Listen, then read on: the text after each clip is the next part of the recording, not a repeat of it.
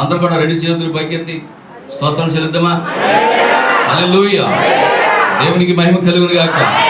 ఆమేన్. మంచిది పిల్లరా, మరి ఇంతవరకు చాలా చక్కటి అనౌన్స్మెంట్స్ అన్నీ కూడా విన్నాం. అది ఇంకొక రెండు మర్చిపోయాను.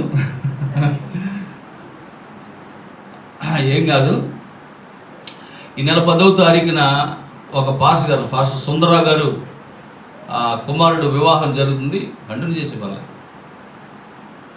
పాస్టర్ సుందరరావు గారు యానం దర్యాలదెప్ప, వారి గ్రామం దర్యాలదెప్ప యానం ప్రాంతంలో ఉంది. వారి యొక్క కుమారుడు వివాహం జరుగుతుంది, ప్రార్థన చేయమని అడిగారు. అలాగే ఆ యొక్క వివాహానికి నన్ను కూడా ప్రేమతో ఆహ్వానించారు. మరి 10వ తారీఖున ఆ వివాహానికి వెళ్తున్నాం. యానం ప్రాంతం, ప్రార్థన చేయండి మా ప్రయాణం కొరకు. ఆమేన్. అలాగే మరి 12వ తారీఖు గురువారం చిలుకూరులో సేవ చేస్తున్నటువంటి అబ్రహం పాస్టర్ గారు ఉపవాస ప్రార్థనలు పెట్టుకున్నారు కనుక వారి యొక్క సంఘానికి ఆహ్వానించారు. నన్ను చిలుకూరు వెళ్తున్నాను.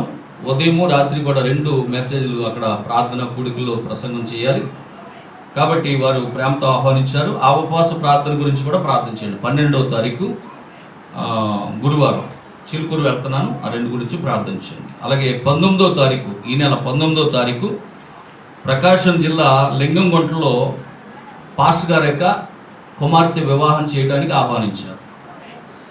అక్కడ కూడా వెళ్ళాలి.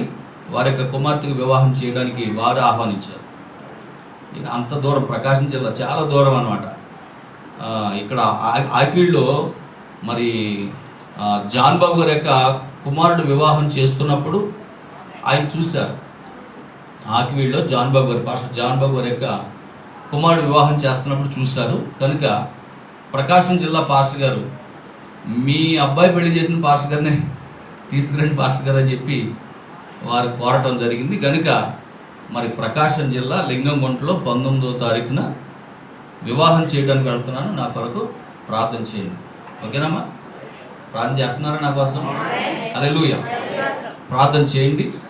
తప్పకుండా దేవుడు మిమ్మల్ని దీవించునుగాక. ఆమేన్. హల్లెలూయా. సరే, మంచిది. ఈ యొక్క ఉదయకాల సమయంలో 10 నిమిషాలు మనం దేవుని యొక్క వాక్యాన్ని ధ్యానం చేద్దాం. మరి ఇప్పటి వరకు మనము 6 ముద్రలను ధ్యానం చేస్తాం. 7వ ముద్రలోకి వెళుతున్నాం. ఆమేన్. హల్లెలూయా. నిన్న విజయవాడ నుంచి ఒక సిస్టర్ ఫోన్ చేశారు. మరి ఆమె, పాస్టర్ గారు, మేము ప్రతి వారము కూడా మీ వాక్యాన్ని మేము వింటూ ఉన్నాము. మరి మీ వాక్యం వింటున్నప్పుడు నాకైతే భయం వేస్తామన్నది అన్నది. దేవునికి స్తోత్రం కలుగును గాక. నాకైతే భయం వేస్తుంది పాస్టర్ గారు మీ వాక్యం ఏంటంటేనన్నది. ఏమా అన్నాను. ఓ పక్కన వడ్డీ వ్యాపారం చేయకూడదు అంటున్నారు, ఓ పక్కనేమో అయ్యెత్తుకోవద్దు అంటున్నారు. ఇలా ఇవన్నీ కూడా వింటుంటే నాకు భయం, వణుకు పడుతుంది పాస్టర్ గారు అన్న. దేవునికి స్తోత్రం. హల్లెలూయా. దేవునికి మహిమ కలుగును గాక. సరే, మంచిది. మరి ఇంతకీ మరి నేను చెప్పే వర్తమానాలు మీరు వింటున్నారు. మీకు ఆశీర్వాదకరంగా ఉన్నాయా, దీవెనకరంగా ఉన్నాయా, తిట్లా ఉన్నాయా? హల్లెలూయా అని అడిగితే ఆమె అన్నది, ప్రకటన గ్రంథం గురించి నేను చిన్నప్పటి నుంచి చదువుతున్నాను కానీ ఇంతవరకు నాకు ఎవరు చెప్పలేదు, నాకు అర్థం కాలేదు. కానీ ఇప్పుడు 7 ముద్రల వర్తమానాలు వింటున్నప్పుడు ప్రకటన గ్రంథం యొక్క సారాంశం ఏంటో నాకు అర్థమవుతుంది పాస్టర్ గారు. మీరు మాత్రం ఇంకా ఎక్కువసేపు చెప్పండి ముద్రలు అంటున్నాడు. దేవునికి స్తోత్రం. నాకైతే ఏదో సింపుల్గా చెప్పి వదిలిపెట్టినట్లుగా అనిపిస్తుంది నాకు. అట్లా కాదు, ఇంకా ఎక్కువసేపు చెప్పండి అని చెప్పి ఆ సిస్టర్ ఫోన్ చేసింది. దేవునికి స్తోత్రం. సరే, చెప్పాను, తప్పకుండా మీకు దాన్ని ఇంకా ఎక్కువ వివరించి నేను చెప్తానమ్మని చెప్పాను. దేవునికి స్తోత్రం. మరి ఆమె కాకుండా ఆమె ఇంటి పక్కన ఉన్న చుట్టుపక్కల ఉన్నటువంటి ఆ గృహాల్లో ఉన్నటువంటి వారిని కూడా పిలిచి ఆ వాక్యం వినిపించి మరి ఆ వాక్యాన్ని ఆ యొక్క లింక్ను కూడా వాళ్ళకి ఇచ్చి మరి అందులో సబ్స్క్రైబ్ చేసుకోమని ఆ పక్కన ఉన్న క్రైస్తవులు కూడా ఈమె ఆ వాక్యాన్ని అందిస్తూ ఉన్నాం. దేవునికి స్తోత్రం. హల్లెలూయా. అలాగే వల్లూరు నుంచి ప్రేమ అనేటటువంటి సహోదరుడు కూడా, పాస్టర్ గారు మేము ఇక్కడికి రాలేకపోయినా యూట్యూబ్ ద్వారా నేను ఎంతో దీవించబడుతున్నాను. ప్రతి వారం ఈ వాక్యం పెట్టుకొని ఆ స్పీకర్లో పెట్టుకుని వాక్యం విని నేను అక్కడ ఆరాధన ఇంటి దగ్గరే నేను ఆ యొక్క చేసుకోగలుగుతాను. ఎందుకంటే మాకు 14 గ్రామాలు ఉన్నాయి. మా వల్లూరులో 14 గ్రామాలు ఉన్నాయి. 14 గ్రామాల్లో 30 చర్చిలు ఉన్నాయి.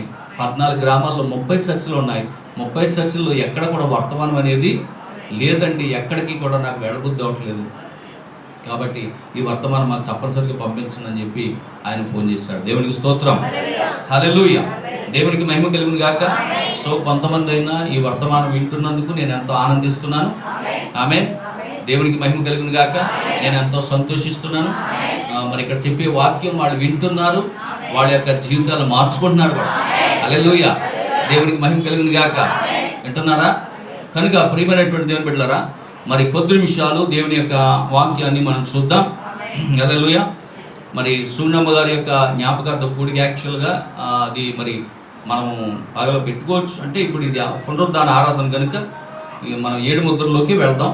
వెళ్ళే ముందు కొన్ని నిమిషాలు ఈ పునరుద్ధానం గురించి ప్రవక్త ఏం చెప్పారో కొన్ని నిమిషాలు చెప్పి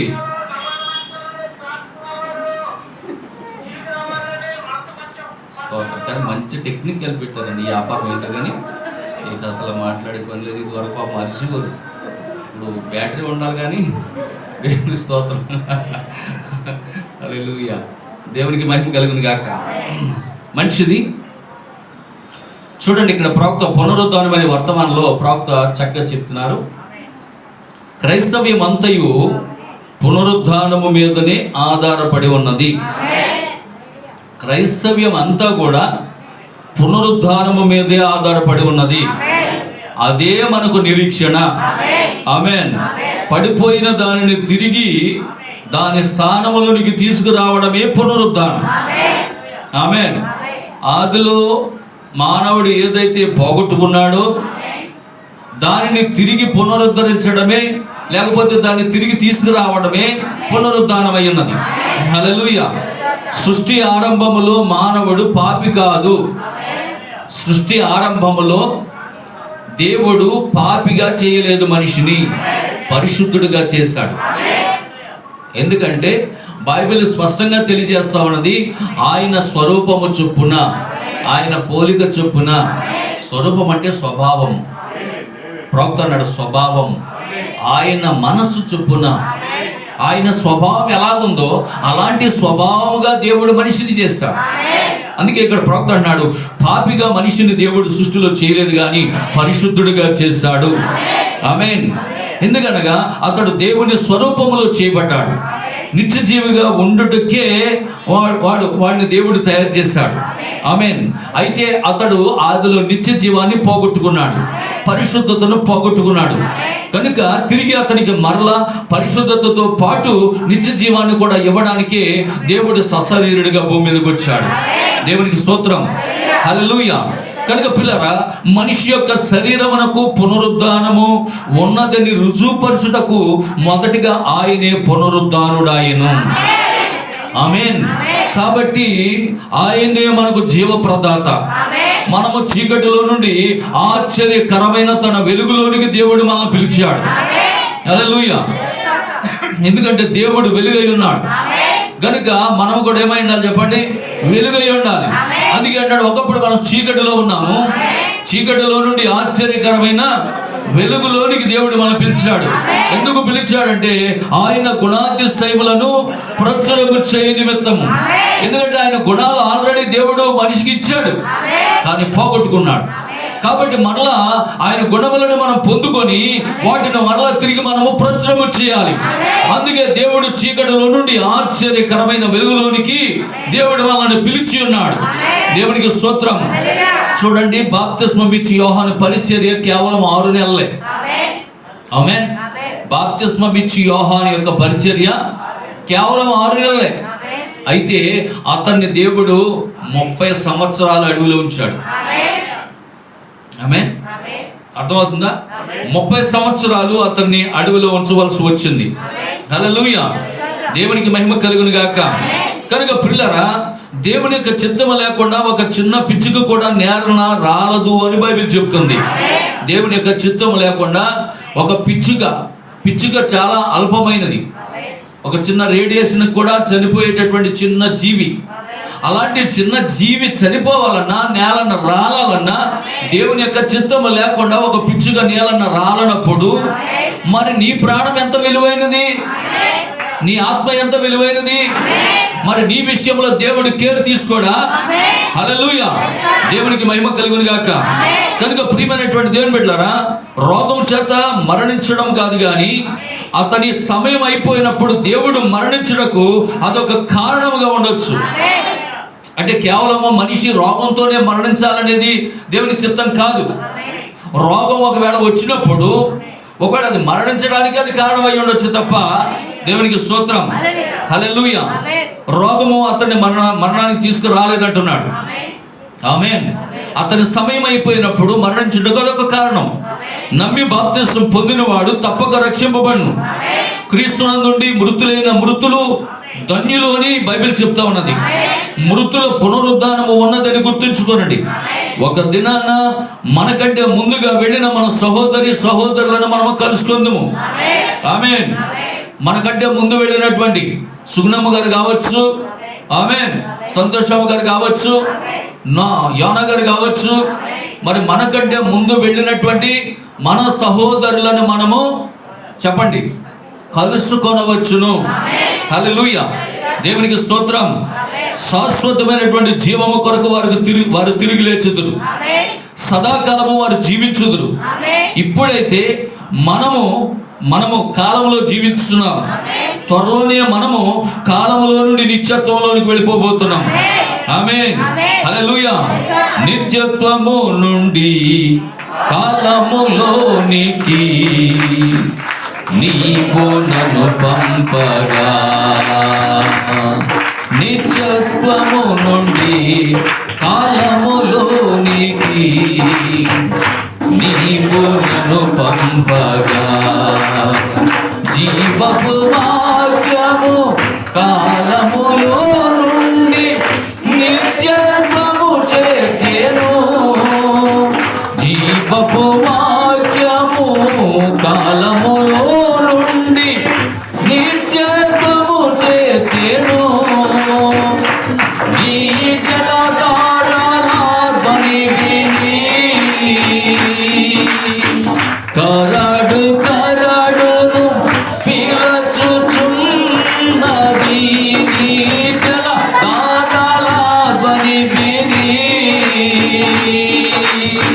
కరడు కరడును పిలచుచున్నది.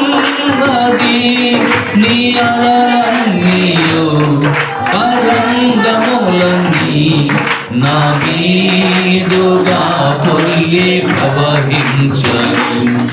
నీ అలలన్నీయు తరంగములన్నీ నా మీదుగా పొల్లి ప్రవహించను. నీ జలధారని విని కరడు కరడును పిలచుచున్నది. నీ జలధారని విని కరడు కరడును పిలచుచున్నది. హల్లెలూయా, దేవునికి మహిమ కలుగునుగా. నిత్యత్వంలో ఉండవలసినటువంటి మానవుడు కాలమనే తెరలోనికి పడిపోయాం. ఇప్పుడు మళ్ళా దేవుడు తన జీవపు వాక్యమును పంపి కాలములో నుండి మనల్ని ఎక్కడ తీసుకొని వెళ్తున్నాడు? మళ్ళా మనం నిత్యత్వంలోకి వెళ్ళిపోబోతున్నాం. కాబట్టి పునరుద్ధానం అనే వర్తమానంలో ప్రాక్తం చెప్తున్నా అంటే, మనకంటే ముందు వెళ్ళినటువంటి పరిశుద్ధులు, మన సహోదరులు మన కొరకు వారు వెయిట్ చేస్తూ ఉన్నారు. మనం ఎప్పుడు వస్తామని. ఆమేన్. మనమందరము కలిసి నిత్యత్వంలో వాళ్ళని కలుసుకోబోతున్నాం. హల్లెలూయా. దేవుని వాక్యము సెలవిస్తున్నది, ప్రభు రాకడ వరకు సజీవులమై నిలిచియుండు మనం నిద్రించిన వారి కంటే ముందుగా ఆయన సన్నిధిని చేరము. దేవుని బూరం మ్రోగును. క్రీస్తునందు మృతులైన మృతులు మొదట లేతురు. ఆ మీదట సజీవులమై నిలిచియుండు మనము వారితో కూడా ఏకముగా ప్రభువుని ఎదుర్కొనుటకు ఆకాశ మండలమునకు మేఘముల మీద కొనిపోబడుదుము. కాగా మనము సదాకాలము నిత్యము ప్రభువుతో కూడా ఉందుము. కాబట్టి మీరు ఈ మాటల చేత ఒకరినొకరు ఆదరించుకొనుడి. ఆమేన్. సుగుణం గారి ఫ్యామిలీ కానివ్వండి, ఇక్కడ యోనా గారి ఫ్యామిలీ కానివ్వండి, మరి ఎవరైనా కానివ్వండి, మీ పితరులను లేదా మా అమ్మగారు, మా రత్నమ్మ లేదా శాంతరత్నం, సుందరమ్మ మా అమ్మగారు వేరు. మరి మేము కూడా ఒక దినాన మా తల్లిని కలుసుకోబోతున్నాం, మా తల్లిని చూడబోతున్నాం. దేవునికి స్తోత్రం కలుగునుగా. హల్లెలూయా. కనుక ప్రియమైనటువంటి దేవుని బిడ్డలారా, మరి ప్రభు చెప్తున్నారు, నా యందు విశ్వాసముంచువాడు చనిపోయినను బ్రతుకును అని లేఖనములు చెప్పుచున్నవి. ఎందుకంటే పునరుద్ధానము జీవము నేనే అని యేసు చెప్పారు. హల్లెలూయా. దేవునికి స్తోత్రం కలుగును గాక. కనుక సహోదరి సుగుణమ్మ తిరిగి లేచునని స్వయంగా దేవుడే చెప్పాడు. కాదనడానికి మనం ఎవరూ సరిపోం. నీవు నమ్మకపోతే ఏమి చేయలేము. ఆమేన్. చనిపోయిన వారు తిరిగి లేస్తారని సూర్యుడు సాక్ష్యమిస్తా ఉన్నాడు, పువ్వులు సాక్ష్యమిస్తా ఉన్నాయి, చంద్రుడు సాక్ష్యమిస్తా ఉన్నాడు, నక్షత్రములు సాక్ష్యమిస్తా ఉన్నాయి, సృష్టిలో ప్రతి ఒక్కటి సాక్ష్యమిస్తా ఉన్నది. సూర్యుడు చూడండి, ఇప్పుడు ఉదయించాడు పొద్దున్నే, మళ్ళీ సాయంకాలం ఏమవుతుండో చెప్పండి? అస్తమిస్తున్నాడు. కనబడుతున్నాడా? కనబడ్డం. సాయంకాలం ఏంటంటే కనబడుతున్నాడా? కనబడ్డం. మళ్ళీ పొద్దునైతే మళ్ళీ పొద్దున ఉదయిస్తున్నాడు, కనబడుతున్నాడు. అంచేత ఇక్కడ ప్రాప్తి ఏమన్నాడంటే పునరుద్ధానం అనేది ఉన్నది. మీరు పోగొట్టుకున్న మీ యొక్క పితరులను మీరు మళ్ళా చూస్తారు. దానికి సాక్ష్యమే సూర్యుడు అన్నాడు. రాలిపోయిన పువ్వులే, ఒక పువ్వు రాలిపోయింది, ఆ పువ్వు మళ్ళా తిరిగి ఒక చెట్లోంచి మళ్ళా వస్తుంది. అందుకే ఇక్కడ ప్రాప్తి ఏమన్నాడంటే ఇదిగో పునరుద్ధానం ఉన్నది అనడానికి సాక్ష్యం ఏంటంటే సూర్యుడే సాక్ష్యము, చంద్రుడే సాక్ష్యము, నక్షత్రాలు సాక్ష్యము, పువ్వులు సాక్ష్యము, ఆకులు సాక్ష్యము, ప్రకృతిలో ఉన్న సమస్తము సాక్ష్యమిస్తా ఉన్నాయి. హల్లెలూయా. దేవునికి మహిమ కలుగును గాక.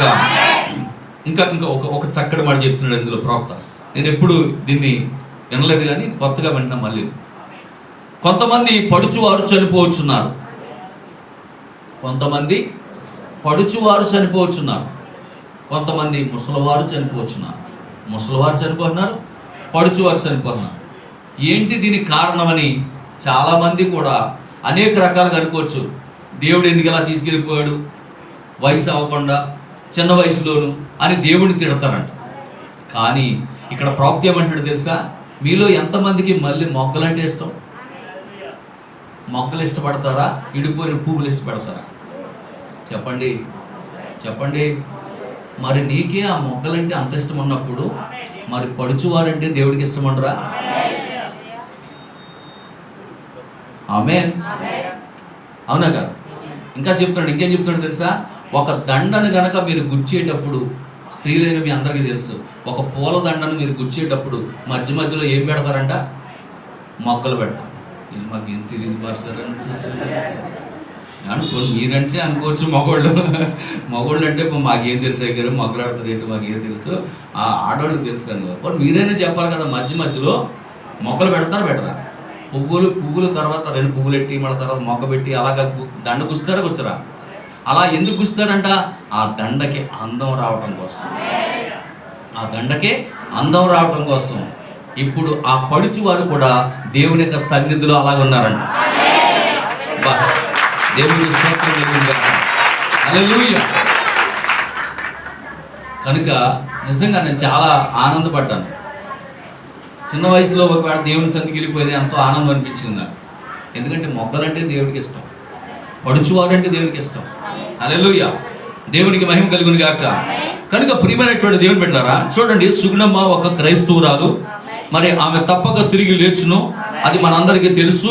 ఆమె చనిపోలేదు, ఆమె విశ్రాంతిలో ఉన్నది, నిరంతరము ఆమె సజీవురాలుగా ఉన్నది. ఆమె మన రాక కోసం ఆమె ఎదురు చూస్తూ ఉన్నది. ఆమె బంధువులు అయిన మీరు, ఆమె సహోదరులు అయిన మేము, మనమందరము అక్కడికే వెళ్ళవలసిన వారమయ్యాము. ఆమె ఇక్కడికి రాదు. ఆమె పునరుద్ధానమందు మనం ఆమెను కలుసుకుందాం. ఆమేన్. ఆమె యేసుక్రీస్తుని ప్రేమించింది. ఆమె యేసుక్రీస్తుని ప్రేమించింది. దేవునికి స్తోత్రం. ఇప్పుడు ఆమె ఆయనకి ఇష్టం కాబట్టి ఆమెను పిలుచుకున్నాడు. ఆమేన్. మీకు తెలుసా, ఆమె వెళ్ళిపోతున్నట్టు నాకు చెప్పింది. మరి మీలో ఎంతమంది తెలుసో నాకు తెలియదు. శనివారం ప్రార్థన చేయడానికి ఆ గృహానికి వెళ్ళాను. మరి ఆ గృహానికి వెళ్ళినప్పుడు ఆమె నాతో చెప్పింది, నేను పాస్టర్ గారు నా కోసం ప్రార్థన చేయండి, నేను సోమవారం వెళ్ళిపోతున్నాను అన్నది. రాయి అక్కడికి వెళ్ళిపోతుంది అనుకున్నాను. ఎవరున్నారు ఆ రోజు? మీరు ఉన్నారా? సంజయ్ మీరు లేరా? మనసం దగ్గర ఎవరున్నారు మరి ఆ రోజు? మీరు ఎవరు సాక్ష్యం లేకపోతే అనుకుంటున్నారు? దేవుడే సాక్ష్యం. దేవుని స్తోత్రం. నాతో చెప్పింది ఆమె. నాతో కలిసి శనివారం నేను వెళ్ళాను ప్రార్థన చేయడానికి. మనసం దగ్గర ఉండి ప్రార్థన చేస్తుంటే ఆమె నాతో చెప్పింది, పాస్టర్ గారు నేను సోమవారం వెళ్ళిపోతున్నాను దేవుడి దగ్గరికి అంది. సరిగ్గా సోమవారమే చనిపోయింది. సోమవారమేనమ్మా? సోమవారం నాకు బాగా గుర్తుంది కదా, సోమవారమే. సోమవారం చెప్పింది నాకు చెప్తున్నాను కదా.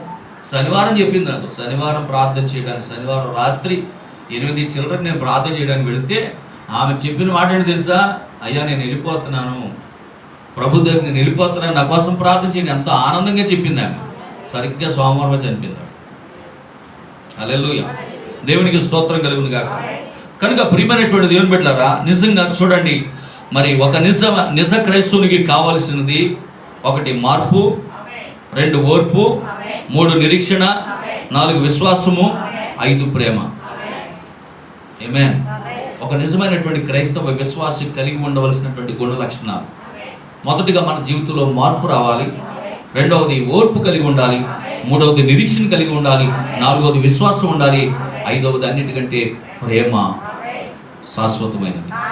హల్లెలూయా, దేవునికి మహిమ కలుగును గాక. సరే, మంచిది. ఇప్పుడు మనం 7వ ముద్రను ధ్యానం చేద్దాం. 7వ ముద్రను ధ్యానం చేద్దాం.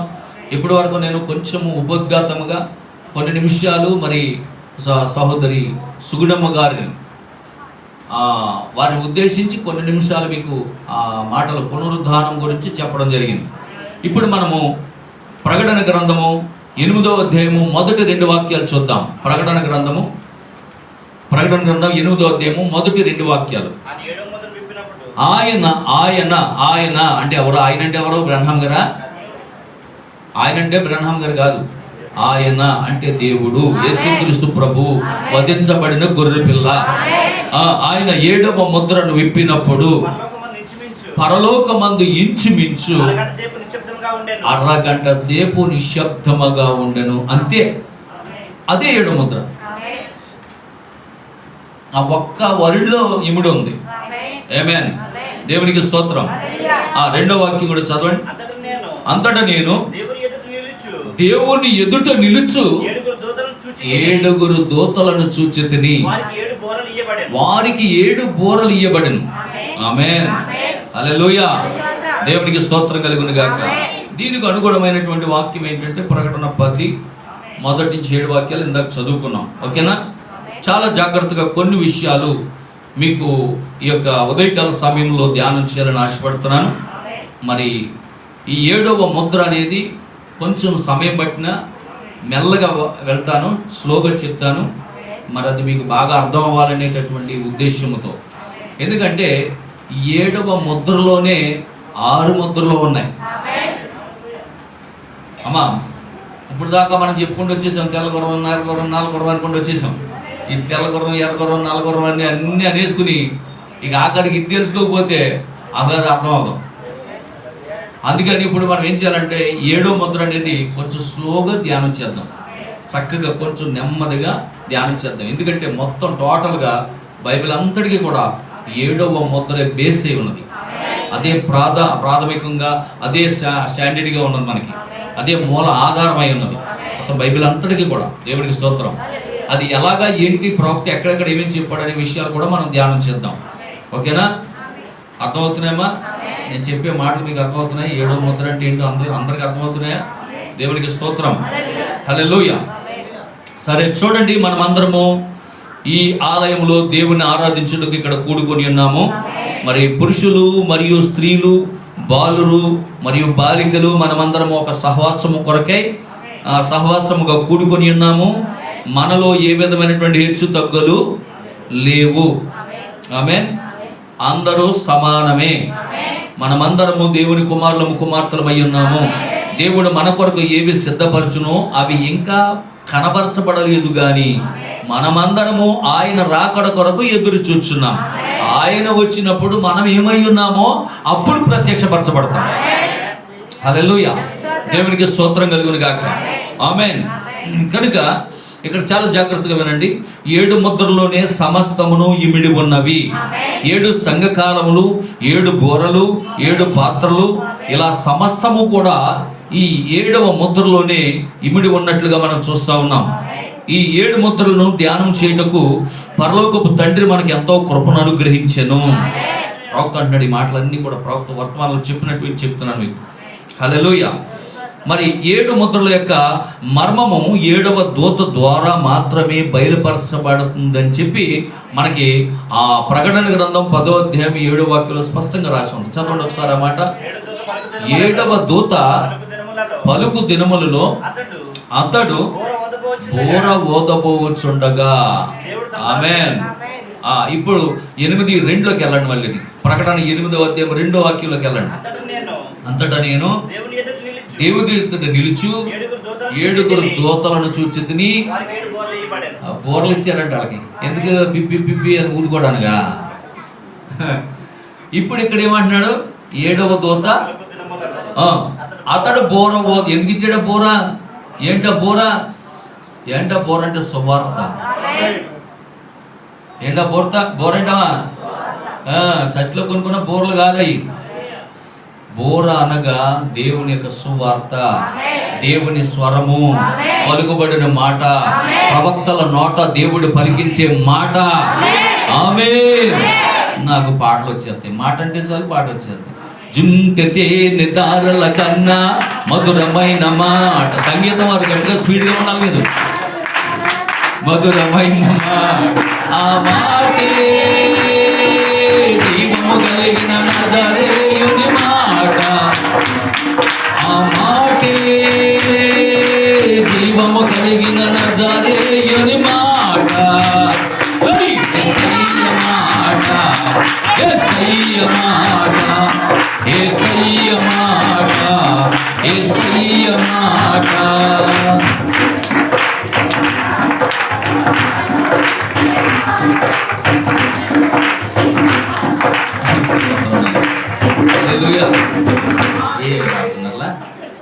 ఏం పాడుతున్నారు మీరు? దేవునికి స్తోత్రం కలుగుగా. హల్లెలూయా. ఒకడేమో శుద్ధిని చేసే మాట అని ఒకరు అంటున్నారు. ఏవో రకాల విన్నారా? కనుక ఇక్కడ మనం చాలా జాగ్రత్తగా గమనించినట్లయితే పిల్లరా, ఆ బోర అనగా దేవుని యొక్క స్వరము. అది ఎవరి నోట పలికిస్తున్నాడు? ఆయన దూతల ద్వారా. 7 దూతలకి 7 బోర్లు ఇవ్వబడ్డాయి. అంటే దేవుని యొక్క స్వరమే, ప్రవక్త యొక్క నోట పలికించే మాట, అది దేవుని స్వరం. అందుకే అన్నాడు 7వ దూత పలుకు దినములలో అతడు బోర ఓదబోచుండగా దేవుడు తన దాసులకు ప్రవక్తలకు తెలిపిన సువార్త ప్రకారం. దేవుని మర్మం ఒకటే. మర్మం, దేవుని మర్మం ఒకటే. దేవునికి స్తోత్రం. హల్లెలూయా.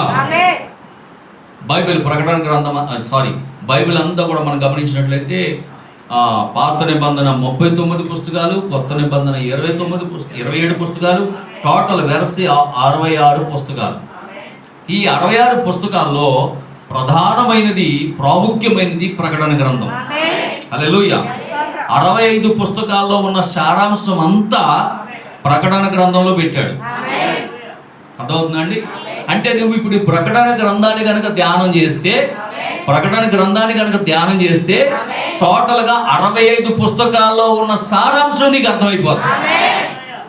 కానీ దాని జోలికి మాత్రం వెళ్ళడం. ఆ ఒక్కటే తర్వాత చూద్దాం, అది ఆఖరిది కదా. అది ఆఖరి అధ్యాయం కాబట్టి, అది ప్రకటన గ్రంథం ఆఖరిది కాబట్టి, అవి జరగబోయే కార్యాలు కాబట్టి, అవి ఇప్పుడు మనకు అది అవసరం లేదులే అని చెప్తారు పాస్టర్. ఎందుకంటే వాళ్ళకి అర్థం కాదు కాబట్టి. కనుక అసలు నీకు ప్రకటన ఆదికాండం అర్థం అవ్వాలంటే ప్రకటన గ్రంథం చదవాలి. ఆదికాండంలో ఏం జరిగిందో ప్రకటన గ్రంథంలో ఉన్నది. హల్లెలూయా. దేవునికి స్తోత్రం కలుగును గాక. మళ్ళీ ఇంకో విషయం ఏంటి తెలుసా? ప్రకటన గ్రంథం మొత్తం మీద 10వ అధ్యాయం ప్రాముఖ్యమైనది. మళ్ళీ ఎందుకు? మర్మం బయలుపరచబడింది 10వ అధ్యాయంలోనే. దేవుని సువార్త యొక్క మర్మం, దేవుని మర్మం బయలుపరచబడింది 10వ అధ్యాయంలోనే. మళ్ళీ ప్రకటన గ్రంథం 22 అధ్యాయాలు ఉన్నాయి. ప్రకటన గ్రంథం 25 ఉన్నాయి, 22 ఉన్నాయి. 22లో ప్రాముఖ్యమైంది 10వ అధ్యాయం. ఇది లేకుండా తలరాయలేదు. మళ్ళీ ఆ 10వ అధ్యాయం ఈ రోజు లోకంలో చాలా మందికి అవసరం లేదు. కానీ 10వ అధ్యాయంలో ఉన్న మర్మం తెలుసుకోకపోతే అసలు నీకు పరలోకమే లేదు. కనుక చాలా జాగ్రత్తగా ఈ విషయాలు గమనించండి. హల్లెలూయా, దేవునికి స్తోత్రం, ఆమేన్. ఇక్కడ ప్రవక్త అంటున్నాడు, 7 ముద్రల యొక్క మర్మము 7వ దూత ద్వారా మాత్రమే బయలుపరచబడును. ఎంతో మంది ఎన్నో విధాలుగా దాన్ని నాకు బోధించారు. ఎంతో మంది యొక్క పుస్తకాలు నేను చదివాను. ప్రవక్త అంటున్నాడు ఈ 7 ముద్రల గురించి. మరి ప్రవక్త ఎన్నో గ్రంథాలు చదివారంట, ఎన్నో మరి వాటిని ధ్యానం చేశారంట. అయితే అవన్నీ కూడా మరి సరైనటువంటి రీతిలో ఆయనకి కనబడలా. ఎందుకంటే దేవుడు చెప్పింది ఒకటి చెప్తున్నాడు, అక్కడ వాళ్ళు చెప్పింది వాళ్ళ పుస్తకాల్లో రాసింది ఒకలాగా ఉంది. అప్పుడు తర్వాత ప్రవక్త ఇవన్నీ కూడా ఒక్కొక్క దినం ఒక్కొక్క ముద్ర దేవుడు బయలుపరిచిన దాన్ని వెంటనే ప్రతిరోజు దేవుని యొక్క వాక్యాన్ని ప్రసంగించడం మొదలుపెట్టారు. హల్లెలూయా, దేవునికి మహిమ కలుగును గాక, ఆమేన్. ప్రతి ఒక్కరిని మేము ఆహ్వానించుచున్నాము. చూడండి, ఈ భూమి మీద అనేక మందిరాలు నిర్మించుచుండవచ్చు, అనేక సంఘాలను స్థాపించి ఉండవచ్చు. అయితే ఒక దినాన మధ్యాకాశంలో ఒక గొప్ప కూటము జరుగును. ఆమేన్. కానీ ప్రస్తుతం అయితే భూమి మీద ఎన్నో మందిరాలు ఉన్నాయి, ఎన్నో సంఘాలు ఉన్నాయి. కానీ ఒక దినాన మధ్యాకాశంలో అక్కడ ఒకే కూటం జరుగుతుంది. హల్లెలూయా, దేవునికి స్తోత్రం. అప్పుడు మనము ఆయనను కలుసుకొనుటకు పైకి వెళ్ళిపోదుము. అప్పటి వరకు మనము ఈ ఆలయంలోనే సమాజముగా కూడి మనమందరము ఆయన ఆరాధించబద్దులమై ఉన్నాము. ఆ గొప్ప కూటం జరిగే వరకు కూడా ఈ చిన్న చిన్న కూటాలు జరగాలి. ఆ గొప్ప కూటం, ఆ మహాకూటము, ఆ గొప్ప పెండ్లి విందు, అది జరగడానికి ముందు మనం అందరం ఇలాగా కూడుకొనవలసిన వారు అయి ఉన్నామంటున్నాడు. దేవునికి స్తోత్రం. బైబిల్లో ఎప్పుడు మన సొంత జ్ఞానముతోనూ సొంత ఆలోచనలు చదవకూడదు. దానిని అర్థం చేసుకునేటకు తగిన మనస్సు నీకు కావలేను. ఒకటి గుర్తుంచుకోండి, మరి ఏలియా మన వంటి స్వభావం కలిగిన మనుషుడే. అతడు ఆసక్తితో ప్రార్థన చేయగా ఏం జరిగిందంటే ఆకాశం నుండి వర్షం కురిసింది. అతడు మళ్ళా ఆసక్తితో ప్రార్థన చేయగా వర్షాన్ని ఆగింది, వర్షం ఆఫ్ చేశాడు, మళ్ళా వర్షాన్ని కురిపించాడు. ఏలియా మన వంటి స్వభావం కలిగిన మనుషుడే అంటున్నాడు. హల్లెలూయా. ఇన్ని గొప్ప కార్యములు చూడండి, ఆకాశం నుంచి అగ్ని కూడా కురిపించాడు ఏలియా, అవునా కదా? ప్రవక్త అన్నాడు, ఇన్ని గొప్ప కార్యములు చేసిన ఏలియా స్త్రీ యొక్క బెదిరింపులకు భయపడి అరణ్యములోకి పరిగెత్తెను. కారణం, ఆ సమయంలో అతనికి ఏమి చెయ్యాలో తోచలేదు. తనకు తానుగా ఆలోచించుకునే స్థితిలో లేడు. అందుకే ఆ సమయంలో దూత సహాయము అవసరం వచ్చెను. హల్లెలూయా, దేవునికి మహిమ కలుగును గాక. తనకు తాను ఏం చెయ్యాలి, ఈవిడ ఇలా బెదిరిస్తుంది. ఇప్పుడు అతను లేఖనాల దగ్గరికి వెళ్ళాలి. ఇప్పుడు ఎవరు? ప్రవక్త ఏలియా. హల్లెలూయా. మీ తల వెంట్రుకల్లో ఒక్కటి కూడా తప్పిపోదని దేవుడు అన్నాడా కదా? మీకు విరోధంగా పోరాడుచున్నది ఏది వర్ధిల్లదు అన్నాడు. ఏ అపాయము నీ యొద్దకు రానినన్నాడు. ఇన్ని వాక్యాలు చదువుకున్న ఏలియా, ఇన్ని వాగ్దానాలు చదువుకున్న ఏలియా, ఇంత పెద్ద పరిచర్య చేస్తున్న ఏలియా ఒక్క స్త్రీకి భయపడిపోయాడు. కారణం ఏంటంటే ఇక్కడ ప్రవక్త అంటున్నాడు, తన సొంత జ్ఞానముతో సొంత ఆలోచనలతో ఏం చెయ్యాలని ఆలోచన కలిగి ఉన్నాడు. కానీ వాక్యం యొద్దకు వెళ్ళుంటేనంట, నా తండ్రి చిత్తం లేకుండా నా ప్రాణాన్ని తీయడానికి నీకు అధికారం లేదే అని చెప్పి హ్యాపీగా తన పరిచర్యను చేసుకొచ్చాను మళ్ళీ. హల్లెలూయా. అంతేగాని ఇంకెందుకు నాయనా, అది రేపు ఈ టైం లేపేస్తానంటే ఎంతమందిని తీసుకొస్తుంది, ఎన్ని కత్తులు ఎట్టుకొస్తుందో నాకు తెలియదు నాయన. ఆడత తెలుసుకుందంటే జీతాన్ని చేసేద్దు నాయన, ఇంకా నేను దాని చేతిలో ఉండను బాబు, నన్ను తీసుకెళ్ళిపోనాయన, నన్ను తీసుకెళ్ళిపో ప్రభు అని ప్రార్థన చేసేస్తున్నాడంట. నన్ను తీసుకెళ్ళిపోనాయన, నన్ను తీసుకెళ్ళిపో ప్రభు. చిచ్చి, ఇంత బతికి ఆకాశాన్ని మూసి, ఆకాశాన్ని తెరిచి, వర్షాన్ని కురిపించి, అగ్ని కురిపించి, ఆ ప్రవక్తలందరిని చంపినోడిని, ఇంత ధైర్యం కలిగినోడిని, ధైర్యశాలిని, ఇలాంటి ఓడిని ఆడదాని చేతిలో చచ్చిపోవడానికి ఏదో పేరు ఉండిపోతుంది నాకు, చిచ్చి తీసుకెళ్ళిపో అంటున్నాడు. ప్రార్థన చేసేస్తున్నాడు. చేసేసి అలసిపోయి అంత ప్రార్థన చేసాడో తెలియదు, నిద్రపోడండి. బైబిల్ చెప్తున్నారు. చిన్ని ఎందుకు నడుపుతున్నా తెలుసా? పొద్దున్న 9ంటికి వచ్చేస్తాడు ఉపవాస ప్రార్థనకి ఇక్కడికి. అవునా? మీరు నమ్మరు, 3:30 అయ్యేదాకా ప్రార్థన చేస్తూనే ఉంటాడు. శుక్రవారం సెలవు తీసారు, ఉపవాస ప్రార్థన పెట్టేసుకుంటాడు. 9ంటికి వచ్చేస్తాడు. ఫ్యాన్ వేసుకోవేయండి, ఫ్యాన్ కూడా వేసుకోడు.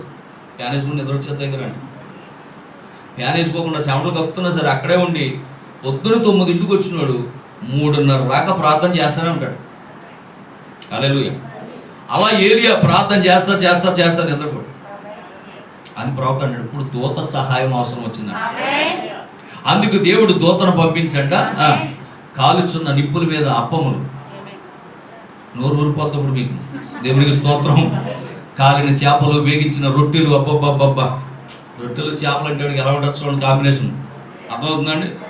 కనుక రొట్టెలు చేపలు నూనె బుట్ట నీళ్ళ బుట్ట తీసుకొచ్చి దగ్గరెట్టి తినరా అబ్బాయి, ఎందుకు ఇబ్బంది పడిపోతావు, నీ పరిచయం అప్పుడే అయిపోయింది అనుకుంటున్నావా అంటే ఇంక అయిపోయిందని నువ్వు అనేసుకుంటే అయిపోద్దా, నీ పరిచయం ఇంకా ఉంది, కంగారు పడబాక, ఎలిషాను పిలవాలి, అభిషేకం చేయాలి, సేవకుడిగా నిలబెట్టాలి, ఇంకా బోళ్ళంత ఉందిరా పరిచర్య, అప్పుడేమైపోతుందండి పరిచర్య, తీసుకెళ్ళిపోంటావు. నీళ్ళ బుడ్డ ఇచ్చింది. 40 పగలు 40 రాత్రులు 40 దినాల ప్రయాణం ఉంది. హల్లెలూయా. దేవునికి స్తోత్రం కలుగును గాక. కనుక పిల్లరా చూడండి, నిజంగా అక్కడ ఆ స్త్రీ బెదిరింపులకు అరణ్యంలోకి పరిగెత్తును. కారణం ఆ సమయంలో అతనికి ఏమి చేయాలో తోచలేదు, తనకు తానుగా ఆలోచించుకునే స్థితిలో అతడు లేడు. అందుకే ఆ సమయంలో దూత సహాయం అవసరం వచ్చెను. దూత వచ్చింది, అతన్ని నిద్ర మేలు కొలిపింది, అతనికి తినుటకు కొన్ని అప్పములు ఇచ్చింది, మరలా అతన్ని నిద్రపుచ్చిందంట, అతనికి విశ్రాంతిని ఇచ్చింది. మరి ఆ 40 దినములు ఏమి జరిగినదో నాకు తెలియదు అంటున్నాడు ప్రవక్త. దేవుడు అతన్ని పిలిచాను.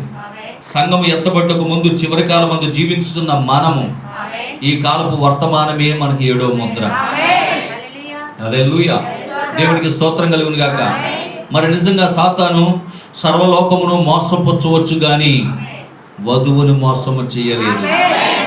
7వ సంఘ కాలంలో ఉన్న వధువును ఎవ్వరూ మోసం చేయలేరు. 7వ ముద్ర వధువుకు తెరవబడింది, లోకానికి అంతటికి కాదు. దేవునికి స్తోత్రం. 7వ ముద్ర అనేది ఒక వ్యక్తిగత ప్రత్యక్షత అయి ఉన్నది, అది ఒక వ్యక్తిగత బయలుపాటు అయి ఉన్నది. అది దేవుడు నీకు ఇస్తే తప్ప, అది దేవుడు నీకు తెలిస్తే తప్ప 7వ ముద్ర నీకు అర్థం కాదు. దేవునికి స్తోత్రం కలుగును గాక. హల్లెలూయా. కనుక ప్రియమైనటువంటి దేవుని బిడ్డలారా, ఒక రకంగా చూడాలంటే ఇప్పుడు 7వ ముద్ర మీద చాలా గలిబిలి ఉంది ప్రపంచం మొత్తం మీద. ఆమేన్. సాతాను ఇప్పుడు ఏర్పరచబడినటువంటి వారిని కూడా సైతం ఏం చేస్తుందంట, మోసం చేస్తుందంట. హాంకాంగ్ మదర్ అంట చర్చ్ వచ్చింది, ఇప్పుడు కొత్త చర్చ్ వచ్చింది, ఎవరైనా విన్నారా వెళ్ళదా? హాంకాంగ్ తల్లి అంట, భీమవరం ఉందంట, భీమవరంలో ఎవరు రాలేదా? భీమవరం పెట్టారంట ఒక చర్చి, 3 సంవత్సరాలు అయిందని పెట్టి. ఇప్పుడు అదే వధువు సంఘం అంటున్నారంటాడు. అదే వధువు సంఘం అని చెప్పి ఇదే వర్తమానాన్ని బోధిస్తుంటే ఇదే వర్తమానంలో ఉన్న వాళ్ళందరూ పరుగులు ఎత్తుకుని వెళ్తున్నారంట అందులో 3 సంవత్సరాల నుంచి. అందుకే బైబిల్ ఏం చెప్తుంది, ప్రవక్త ఏం చెప్తుంది, ఏర్పరచబడినటువంటి వారిని సైతం ఏం చేస్తుందంట, అది మోసం చేస్తా ఉన్నదంట. దేవునికి స్తోత్రం. హల్లెలూయా. దేవునికి మహిమ కలుగును గాక. నేను ఆ క్లిప్పింగ్ పంపించమని చెప్తాను ఆ బ్రదర్కి. మన పాస్టర్ గారు చెప్పారు, పాస్టర్ గారు మీకు వచ్చిందా తల్లి సంఘం అన్నాడు. మాకు వస్తున్నాడు బాబు తల్లి సంఘం, ఇదేం తల్లి సంఘం అండి అన్నాను. అయ్యో మీకు తెలియదా, ఆంధ్రం తల్లి సంఘం పెట్టారండి, భీమవరం 3 సంఘాలు ఉన్నాయి, 3 చర్చిలు పెట్టారు, మన జనమంతా అందరికి వెళ్ళిపోతున్నారు అన్నాడు. మన జనమంతా అందరికి వెళ్ళిపోతున్నారండి. అయిపో మన జనం వెళ్ళిపోతున్నారా? ఇంత ప్రత్యక్షత కలిగి, ఎంత బయలుపాటు కలిగి, ఎంటైర్ మెసేజ్ వాళ్ళు, చివరికాల వర్తమానంలో ఉన్నవాళ్ళు వీళ్ళే వెళ్ళిపోతున్నారు అందులో కంటే. అయ్యి బాబోయ్ చాలా పవర్ఫుల్గా ఉందండి బాబు అని. ఓహో, అంటే ఏర్పరచబడినటువంటి వారిని సైతం మోసం చేసే వర్తమానం అనమాట అది. ఆమేన్. దేవునికి స్తోత్రం కలుగును గాక. కనుక పిల్లరా ఇక్కడ చాలా జాగ్రత్తగా వినండి. మరి ఇప్పుడు సాతాను ఏర్పరచబడిన వారిని సైతం మోసం చేయడానికి ప్రయత్నిస్తున్నాడు. ఈ గడియ వర్తమానం 7వ ముద్ర. నోవాహు కాలపు వర్తమానం తుడిసివేసినట్లుగానే ఈ చివరి కాల వర్తమానాన్ని కూడా నేటి ప్రజలు తుడిసివేస్తారు. మోషే వర్తమానమును ఆనాటి ప్రజలు తుడిసివేస్తారు. ఆమేన్. హల్లెలూయా. వారే ఐగుప్తీయులు. ఆనాడు వర్తమానం తుడిసివేసింది ఎవరు? ఐగుప్తీయులు. ఒక విషయం చెప్తున్నాను వినండి. మన చక్కగా వాక్యం వర్తమానం ధ్యానం చేస్తున్నప్పుడు నాకు కొన్ని విషయాలు చక్కగా బయలుపరుస్తూ ఉన్నాడు దేవుడు. హల్లెలూయా.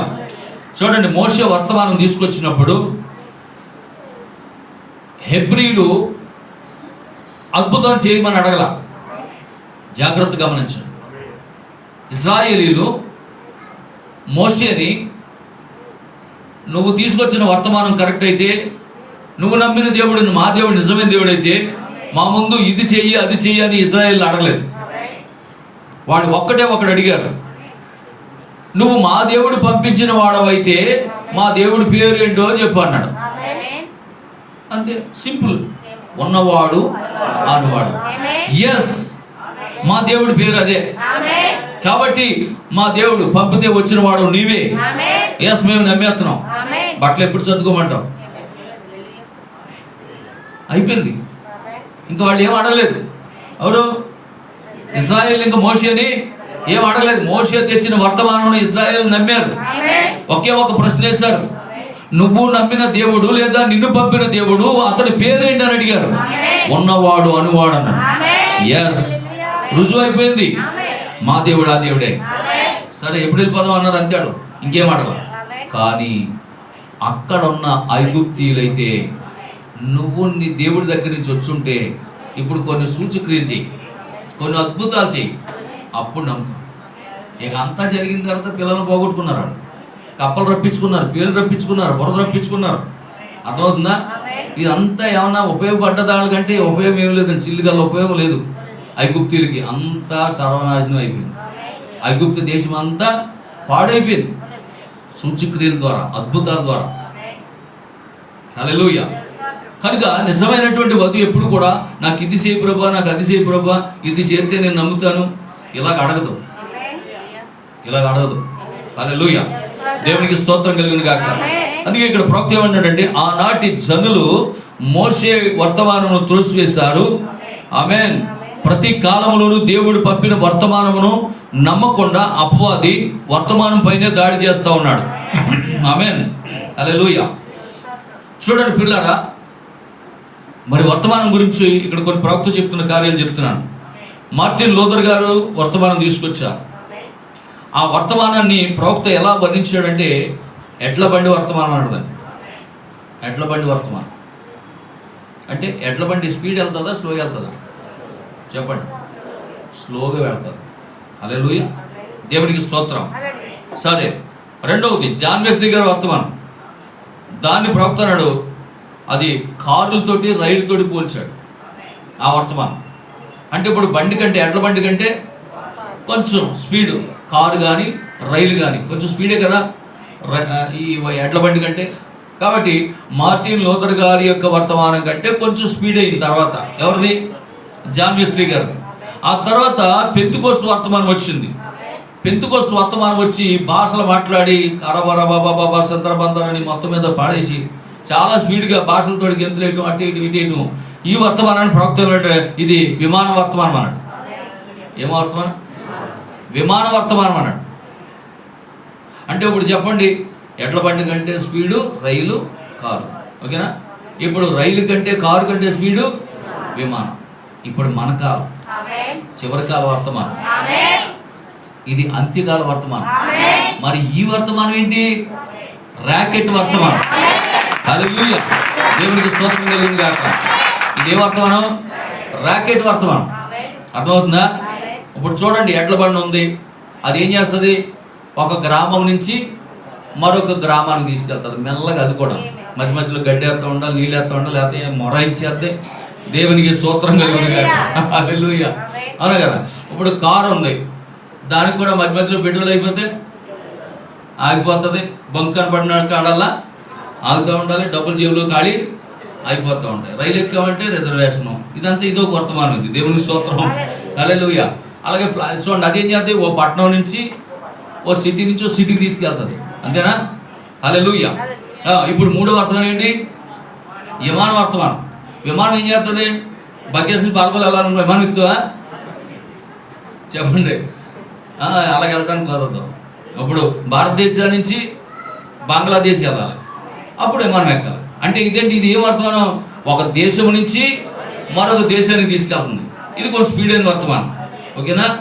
మొత్తం మీద ఎలాగైనా ఎడ్ల బండిలో ప్రయాణం చేసినా భూమి మీద ప్రయాణం చేస్తే భూమి మీద దింపుతుంది. రైల్లో ప్రయాణం చేసినా భూమి మీద ఎక్కి భూమి మీద దిగాలి.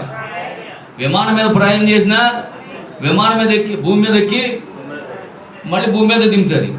కానీ ఇప్పుడు నువ్వు నమ్మిన వర్తమానం, చివరి కాల వర్తమానం, అంచుకాల వర్తమానం, ఎక్కడ ఎక్కావా ఇంకా నిన్ను మళ్ళా తీసుకెళ్లి పరలోకంలో దింపుతాదని.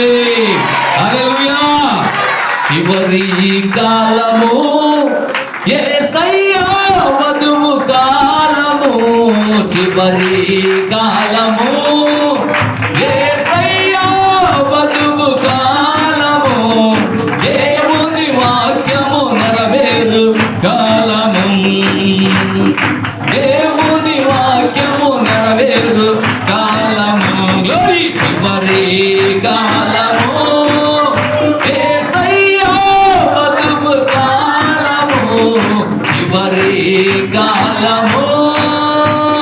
ప్రవక్తలు చెప్పినది నమ్మిన వారందరూ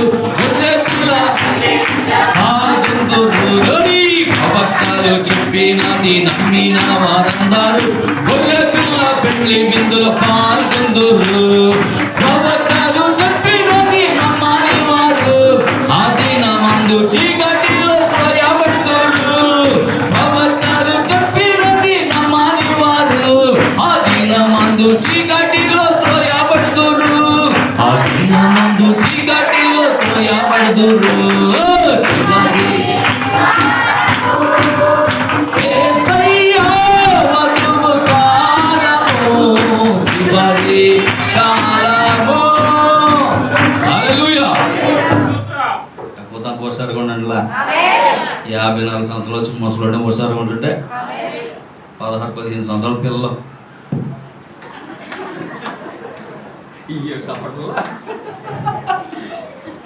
చప్పలు కొడితే పక్కడి చెవులు దద్దరిల్లిపోవాలి.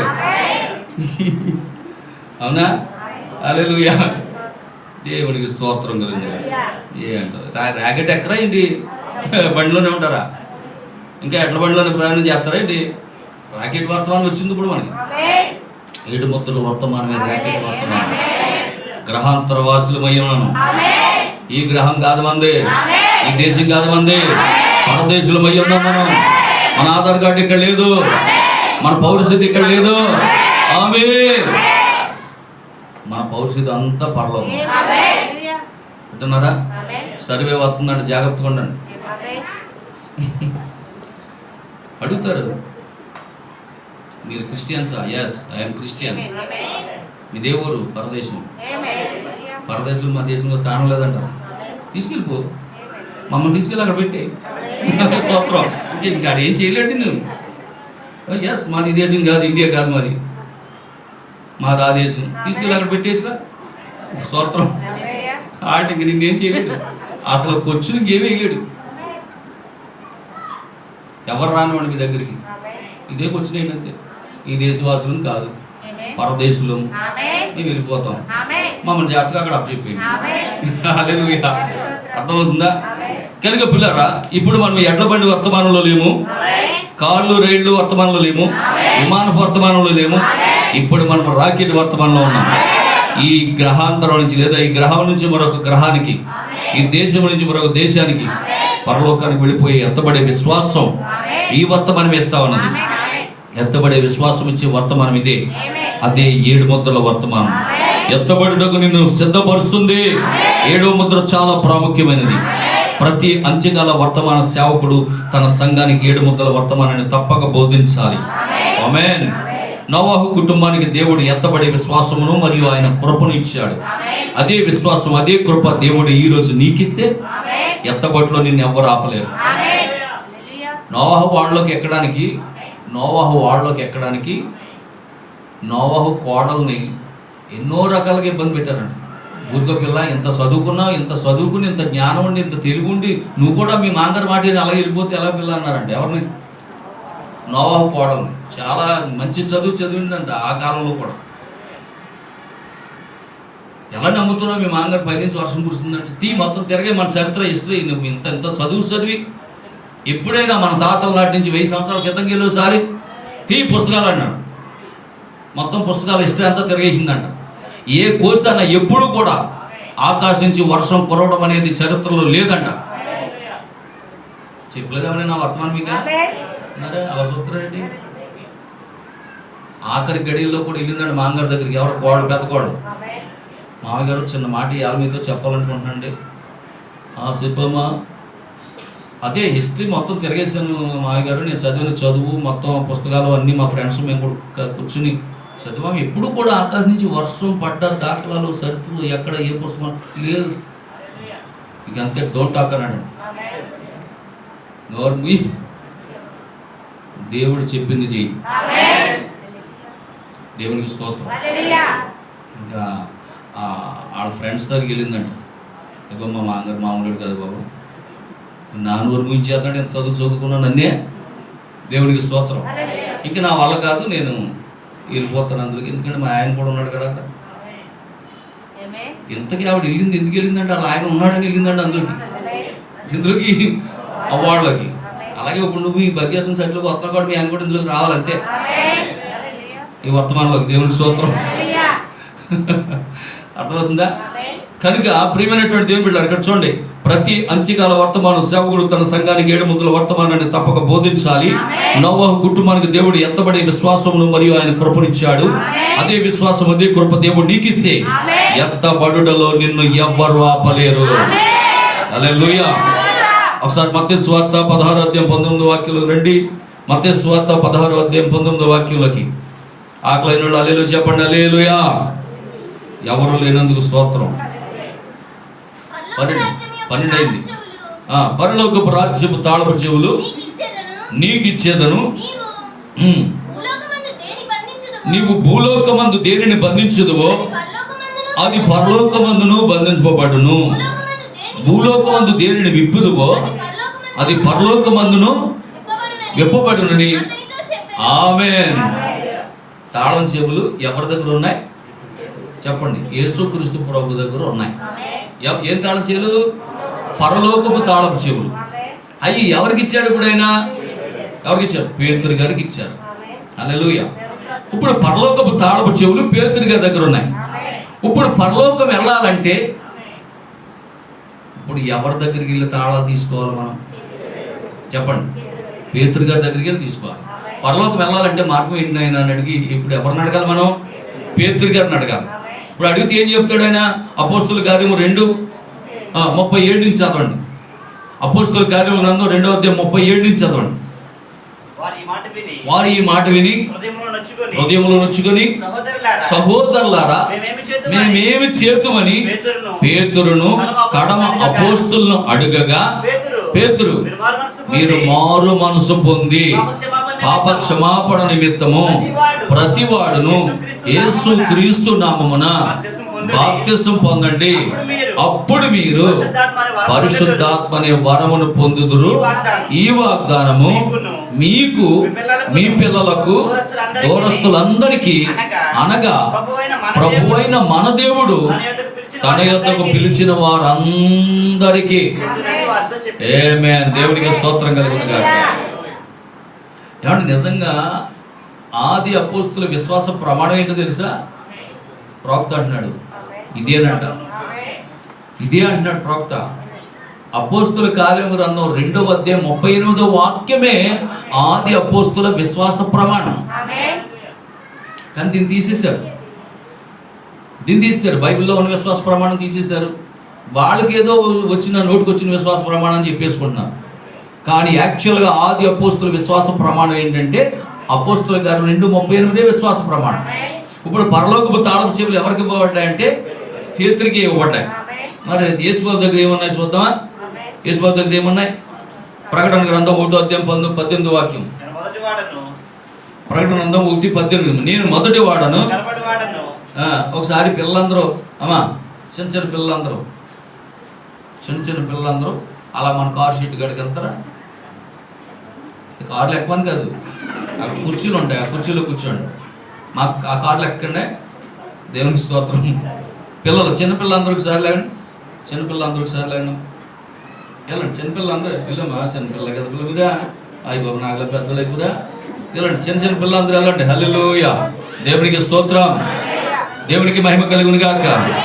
ఏది ఏమైనా గాని నీతోనే ఉంటానయ్యా.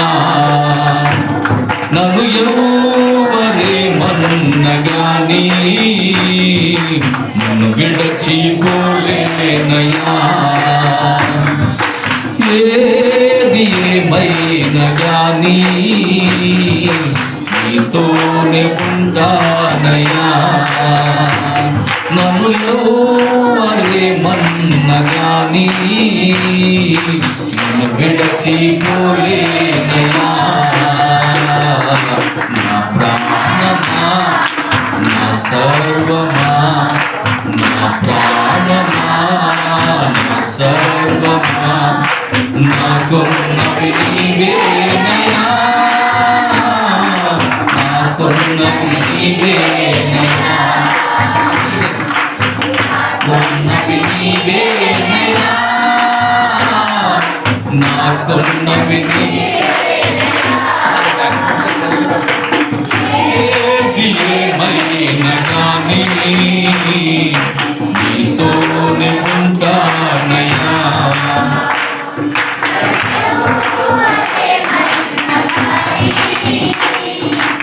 నిన్ను విడచిపోలేనయ్యా. నిన్ను విడచిపోలేనయ్యా. హల్లెలూయా. ఇప్పుడు చదవండి ప్రకటన గ్రంథం 1వ అధ్యాయం 18వ వాక్యం. నేను మొదటి వాడును, కడపటి వాడును, జీవించువాడను, మృతుడనైతిని గాని ఇదిగో యుగ యుగములు సజీవుడై ఉన్నాను. మరియు చూడండి, మరణము యొక్కయు పాతాళము యొక్కయు తాళపు చెవులు అదనమాట. ఆయన ఏమించుకున్నాడు పేతురు గారికి ఏమిచ్చాడు. దేవుడు ఎప్పుడు కూడా శ్రేష్టమని చెప్తాడండి. దేవునికి స్తోత్రం. హల్లెలూయా. పేతురు గారికి కనుక కొంచెం ఏదన్నా కొంచెం బాగా జాలి ఎక్కువైపోయింది అనుకోండి, ఈ తాళాలు ఆయన చేతికి, ఈ తాళాలు ఈ చేతికి ఇచ్చేసాడు అనుకో, ఆయన తెరిచేస్తాడండి. ఇంకా పాతాళం తెరితే ఇంకేముందా? దేవునికి స్తోత్రం. అందుచేత దేవుడు ఏం పెట్టుకున్నాడు? పాతాళ లోకపు యొక్క తాళపు చెవులు ఏమో ఆయన చేతిలో పెట్టుకున్నాడు. పరలోకం యొక్క తాళపు చెవులు పేతురు గారికి ఇచ్చాడు. ఇప్పుడు పరలోకం వెళ్ళాలంటే పేతురు గారి దగ్గరికి వెళ్ళి ఆ తాళపు చెవులు ఏంటో తెలుసుకోవాలి. హల్లెలూయా. దేవునికి స్తోత్రం కలుగును గాక. కనుక మరణము యొక్కయు పాతాళ లోకము యొక్కయు తాళపు చెవులు నా స్వాధీనములో ఉన్నవి. నీవు పరలోకం చేరాలంటే పేతురు గారి బోధను నువ్వు అంగీకరించాలి. ఆయన అంటాడు, పౌలు గారు, నా బోధ కపటమైనది కాదు, మోసయుక్తమైనది కాదు. హల్లెలూయా. పరలోకమునకు మోక్షమునకు చేర్చే మార్గమే ఈ బోధ అంటాడు. ఆమేన్. దేవునికి స్తోత్రం. బైబిల్ గ్రంథంలో ఉన్న 66 పుస్తకాల్లో అంటున్నారా, ఈ 66 పుస్తకాల్లో ప్రాముఖ్యమైనది ఈ ప్రకటన గ్రంథం. హల్లెలూయా. దేవునికి స్తోత్రం కలుగును గాక. అందుకే దీన్ని చాలా జాగ్రత్తగా చదవాలంటే చూడండి, 1వ అధ్యాయం 3వ వాక్యం, ప్రకటన గ్రంథం 1వ అధ్యాయం 3వ వాక్యం చదవండి. ఏంటంట? సమయము సమీపించి ఉన్నది కనుక ఈ ప్రవచన వాక్యములు ఏం వాక్యాలు అంటే? ఈ ప్రవచన వాక్యాలు అంటే జరగబోయే కార్యాలు. చదివేవాడును వాటిని విని ఇందులో రాయబడిన సంగతులను గైకొని వారును. ఆమె రాగండి. ఈ మొక్కలో ఏ మొక్కలో? ఆ మొక్కలు కాదు నేను చెప్పేది. ఈ మొక్కలో దేవునికి స్తోత్రం. ఈ మొక్కలో ఆదికాండంలో రాశాడా? చెప్పండి, ఈ మొక్కలు ఆదికాండంలో రాశాడా? ఎందుకు రాయలేదు? అసలైంది అంతా ఎక్కడుంది? ప్రకటన గ్రంథంలోనే ఉంది. అంటున్నారా? దేవునికి స్తోత్రం కలిగింది. ఇప్పుడు షేరువే పెడతారు, మీరు షేరువే పెడతారు కదా, కాళ్ళు తలగల ఏ మొక్కలు ఉంది కదా, షేరువే పెడతారు. మొత్తం అంతా ఎక్కడ దిగిపోద్ది? కింద దిగిపోతాయి. కానీ మనం ఏం చేస్తాం? ఆ పై మొక్కలు అనేసుకున్నాం, ఆ కింద పులుసులు చేస్తారు. అసలు సారాంశం అంతా అందులో ఉంటుంది. అర్థమవుతుందా? మీకు అర్థమవడం అని చెప్తున్నా. ఇక తిండిపోతుడికి ఎంతసేపు తిండి అనుకుంటారు నన్ను. దేవునికి స్తోత్రం కలిగి. నేను దాని గురించి చెప్పట్లేదు. ఇప్పుడు నేను ఎందుకు చెప్తున్నాడు చూడండి, మొత్తం బైబిల్ అంతా కూడా సారాంశం అంతా ఎందుకు పెట్టాడు? ప్రకటన గ్రంథంలో పెట్టాడు. అని చేత ఇప్పుడు మనం దేన్ని తీసుకోవాలి? సారం అంతా ఎక్కడ ఉంది? ప్రకటన గ్రంథం. అందుకే ఇక్కడ అంటున్నాడు చూడండి, ఈ ప్రవచన వాక్యములు చదివేవాడు వాటిని విని ఇందులో రాయబడిన సంగతులను గైకొన్నవాడు ధన్యుడు. దేవుని స్తోత్రం. హల్లెలూయా. దేవునికి మహిమ కలుగును గాక. కనుక ప్రియమైనటువంటి దేవుని బిడ్డలారా, ప్రకటన గ్రంథం అనేది ముగింపు అయి ఉన్నది. ప్రకటన గ్రంథం అర్థమైతే ఆదికాండం అర్థమవుతుంది. ఆమేన్. అనగా సృష్టి ఆరంభంలో ఏం జరిగిందో అర్థమవుతుంది. ఆదిలో ఆదాం పడిపోలేదు కానీ అవ్వ పడిపోయింది. అర్థమవుతుందా? అవ్వ పడిపోయింది, ఆదాం పడిపోలే. కావాలని భార్య కోసం భార్యని ఎంతగా ప్రేమించాడు అనడానికి దేవునికి స్తోత్రం. హల్లెలూయా. దేవునికి మహిమ కలుగును గాక. మరి ముద్రలు తెరవబడటం వలనే బైబిల్ అంతా మనకు స్పష్టంగా అర్థమవుతున్నది. హేబేలు ప్రత్యక్షత వేరు, కయ్యను ప్రత్యక్షత వేరు. దేవునికి స్తోత్రం. హల్లెలూయా. ఇక్కడ చిన్న మాట చెప్తున్నాడు హేబేలు ప్రత్యక్షత గురించి, కయ్యను ప్రత్యక్షత గురించి. ఆదికాండంలో వాళ్ళిద్దరినంట ప్రతి దినము కూడా ఆదాము గారు పిలిచి, నాయనా చాలా పొరపాటు జరిగిపోయిందిరా, మీ అమ్మ నేను పెళ్లి చేసుకున్నాం, పలానా రోజుని పలానా సమయంలో పలానా ఇలా జరిగిందిరా, మేము ప్రతిరోజు చల్లపూట దేవుడు వస్తూ ఉండేవాడు, మా దగ్గరికి మాట్లాడుతూ ఉండేవాడు, చాలా జాగ్రత్తగా ఉండేవాడు, చాలా చక్కగా ఉండేది, మా జీవితం చాలా సాఫీగా జరిగిపోయేదిరా, మధ్యలో ఇలా జరిగింది, ఆ పొళ్ళు ఇలాగా ఈ పొళ్ళు ఇలాగా అని.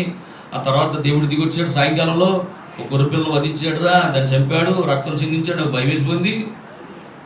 నా మాట అర్థమవుతుందా? భయం వేసిపోయింది. దాని చర్మం తీసేమో నాకోటి మీ అమ్మకోటి సొక్కలు కుడిచాడురా.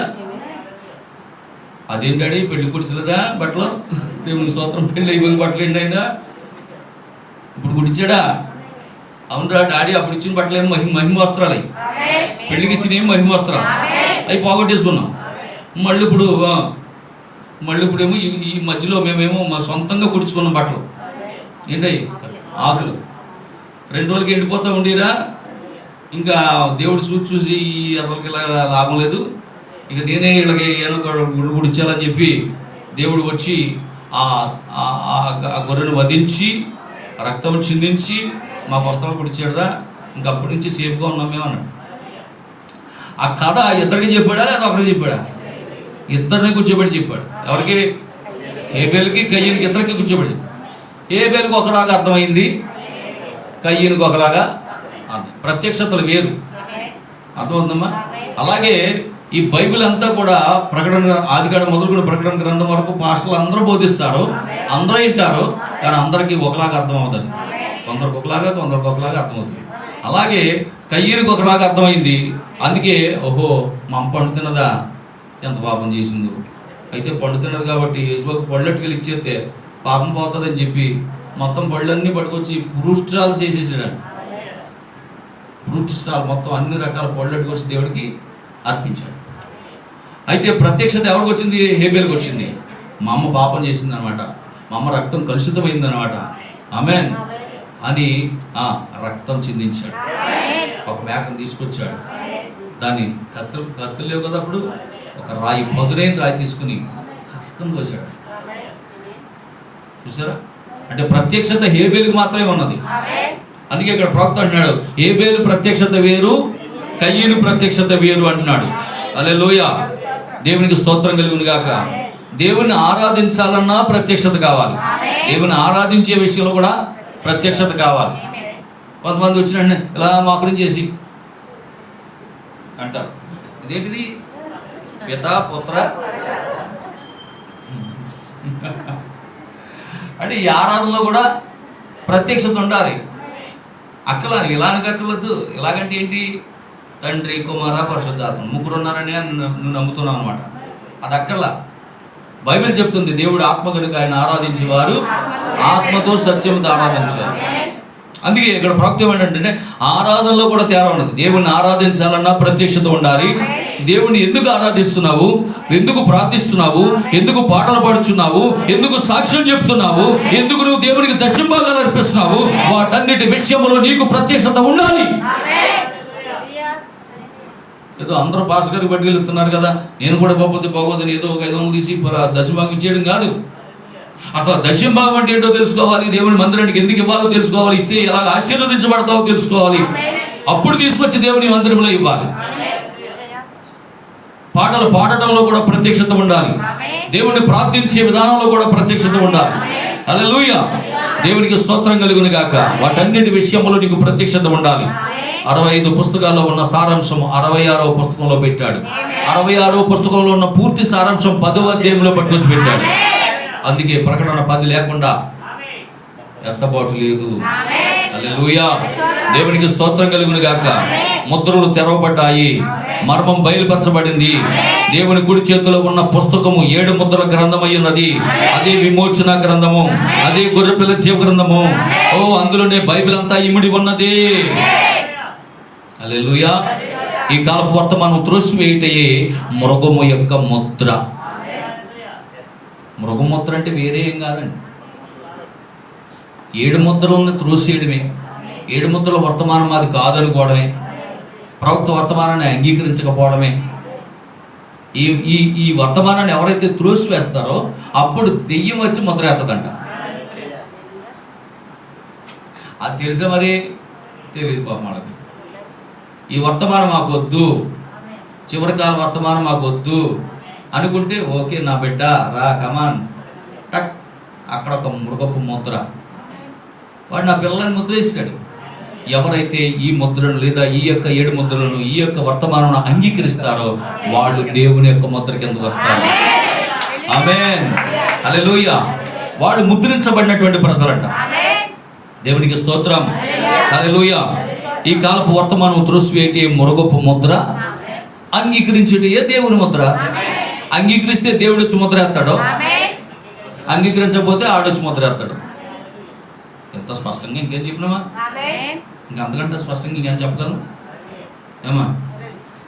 వర్తమానం అంగీకరిస్తే దేవుడు వస్తాడు, ముద్ర వేస్తాడు. త్రోసేస్తే ఆ డాడీ వస్తాడు, ముద్ర వేస్తాడు. హల్లెలూయా. ఇంకంతే, ముద్రించబడిపోయారు ఇంకా. దేవునికి స్తోత్రం. ఆమేన్. గొర్రెపిల్ల జీవ గ్రంథములో పేర్లు ముద్రించబడ్డాయి. దేవుడు తన ఆత్మ ద్వారా వారిని ముద్రించాడు. ఆమేన్. ముద్రించబడుచున్న కాలంలో మనం జీవించున్నాము.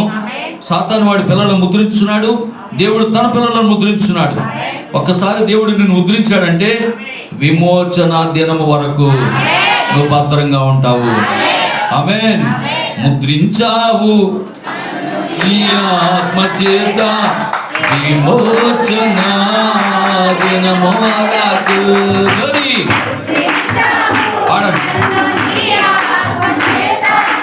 విమోచన దినము వరకు. యేసయ్యా, యేసయ్యా, యేసయ్యా, యేసయ్యా, నా యేసయ్యా, యేసయ్యా, నా యేసయ్యా. అంత్యకాల వర్తమానమందు అప్పుడే నన్ను నీవు ముద్రించావు. గ్లోరీ. అంత్యకాల వర్తమానమందు అప్పుడే నన్ను నీవు ముద్రించావు. అక్కడ ఉన్నాను కాబట్టి ఇక్కడ ఉన్నాను, అందుకే ఆత్మముద్ర పొందుకున్నాను. గ్లోరీ. అక్కడ ఉన్నాను కాబట్టి ఇక్కడ ఉన్నాను, అందుకే ఆత్మముద్ర పొందుకున్నాను. యేసయ్యా, యేసయ్యా, యేసయ్యా, యేసయ్యా, యేసయ్యా, నా యేసయ్యా, యేసయ్యా, నా యేసయ్యా. గట్టిగా చప్పట్లు కూడా దేవుని వైపు. హల్లెలూయా, హల్లెలూయా.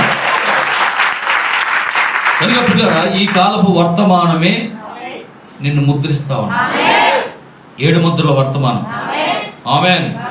కనుక నిజంగా చూడండి, ఇక్కడ చాలా జాగ్రత్తగా కొన్ని విషయాలు. ఒక్కసారి దేవుడు నిన్ను ముద్రించాడంటే విమోచన దినం వరకు భద్రంగా ఉంటావు. ఆమేన్. ప్రకటన గ్రంథం 5వ అధ్యాయంలో 7 ముద్రలు గట్టిగా వేసి ఉన్నాయా? ప్రకటన గ్రంథం 5వ అధ్యాయంలో ముద్రలు గట్టిగా వేసి ఉన్నటువంటి గ్రంథాన్ని మనం చూస్తాం. ఉందా? చదవండి. మరియు లోపట వెలుపట రాత కలిగి 7 ముద్రలు గట్టిగా వేసి ఉన్న ఆమేన్. హల్లెలూయా. లోపట వెలుపట వ్రాత కలిగి 7 ముద్రలు గట్టిగా వేసి ఉన్న ఒక గ్రంథము, అదే 7 ముద్రల గ్రంథం. గట్టిగా వేసి ఉన్నాయి ముద్రలు. మరి వాటిని చెప్పడానికి ఎవరైనా యోగ్యుడు ఉన్నాడా? ఏ బిషప్ అయినా ఉన్నాడా? ఏ రెవరెండ్ అని ఉన్నాడా? ఏ డాక్టరేట్ అని ఉన్నాడా? లేకపోతే రైట్ రెవరెండు, లెఫ్ట్ రెవరెండు, ఇంకెవరైనా ఉన్నారా? ఎవ్వరూ లేరు. దానిని విప్పడానికి యోగ్యుడు ఎవరంటే వధింపబడిన గొర్రె పిల్ల మాత్రమే. ఆయనే మన ప్రభు అయిన యేసుక్రీస్తు. దేవునికి స్తోత్రం. ఆమేన్. అది గట్టిగా ముద్రలు వేసి ఉన్నటువంటి గ్రంథము విమోచన గ్రంథం. అదేనా? వధింపబడిన గొర్రెపిల్ల గ్రంథం అదే విమోచన గ్రంథం, అదే 7 ముద్రల గ్రంథం. హల్లెలూయా. ఇప్పుడు ఆ ముద్రించబడినటువంటి ఆ గ్రంథములో ఎవరి పేర్లు అయితే ఉన్నాయో, దేవునికి స్తోత్రం, హల్లెలూయా, వారిని దేవుడు బయట తీసుకొచ్చాడు. మీకు అర్థమవుతుందా? ముద్రించబడినటువంటి గ్రంథము, విమోచన గ్రంథము, గొర్రెపిల్ల జీవ గ్రంథము, ఆ గ్రంథములో ఎవరి పేర్లు అయితే ఉన్నాయో వాళ్ళని బయట తీసుకొచ్చాడు. హల్లెలూయా. ఇప్పుడు ఆ పేర్లు ఎక్కడున్నాయి చెప్పండి. హల్లెలూయా. ఆ పేర్లు ఆ గొర్రెపిల్ల జీవ గ్రంథములో, ఆ ముద్రింపబడినటువంటి ఆ గ్రంథములో, హల్లెలూయా, ఆదాం పేరుందా లేదా? అందులో ముద్రింపబడిన గొర్రెపిల్ల జీవ గ్రంథములో ఆదాం పేరుందా లేదా? ఆదాం పేరుంది. చెప్పండి. నోవాహు పేరుంది, ఆనోకు పేరుంది, అబ్రహాము, ఇస్సాకు, యాకోబు, యోసేపు, మోషే, ఏలియా, ఎలీషా, యెషయా, ఇర్మియా, యేస్కేలు, దావీదు, సంసోను, సమూయేలు, ఎలీషా. మీ పేరు పెట్టుకున్నా, మీ పేర్లు కూడా పెట్టుకోవచ్చు. హల్లెలూయా. ఆమేన్. అంటే నా పేరు పాస్టర్ గారు ఇందులో కనపడతలేదు కదా? ఆ ఎస్తేరు నువ్వే, ఆ రూతు నువ్వే, ఆమేన్, ఆ రాహాబు నువ్వే. ఆమేన్. అర్థమవుతుందా? ఇప్పుడు వీళ్ళ పేర్లన్నీ కూడా గొర్రెపిల్ల జీవ గ్రంథంలో ఉన్నాయా? ఉంటే ఇప్పుడు వాళ్ళని బయట తీసుకొచ్చాడా? ఇప్పుడు చెప్పండి. ఆ గొర్రెపిల్ల జీవ గ్రంథంలో ఉన్న పేర్లు ఇప్పుడు ఎక్కడికి వచ్చినాయి? ఎక్కడికి వచ్చినాయి? ఇదిగో ఇందులోకి వచ్చినాయి. ఇందులోకి వచ్చినాయి ఆదాం పేరు. ఇందులోకి రాకముందు ఎక్కడ ఉన్నాయి పేర్లు? 7 ముద్రల గ్రంథంలో ఉన్నాయి, విమోచన గ్రంథంలో ఉన్నాయి, గొర్రెపిల్ల జీవ గ్రంథంలో ఉన్నాయి. అందులో ఉన్న పేర్లు ఇందులోకి వచ్చినాయి. అంటే ఇప్పుడు 7 ముద్రల గ్రంథం ముందా? ఇది ముందా?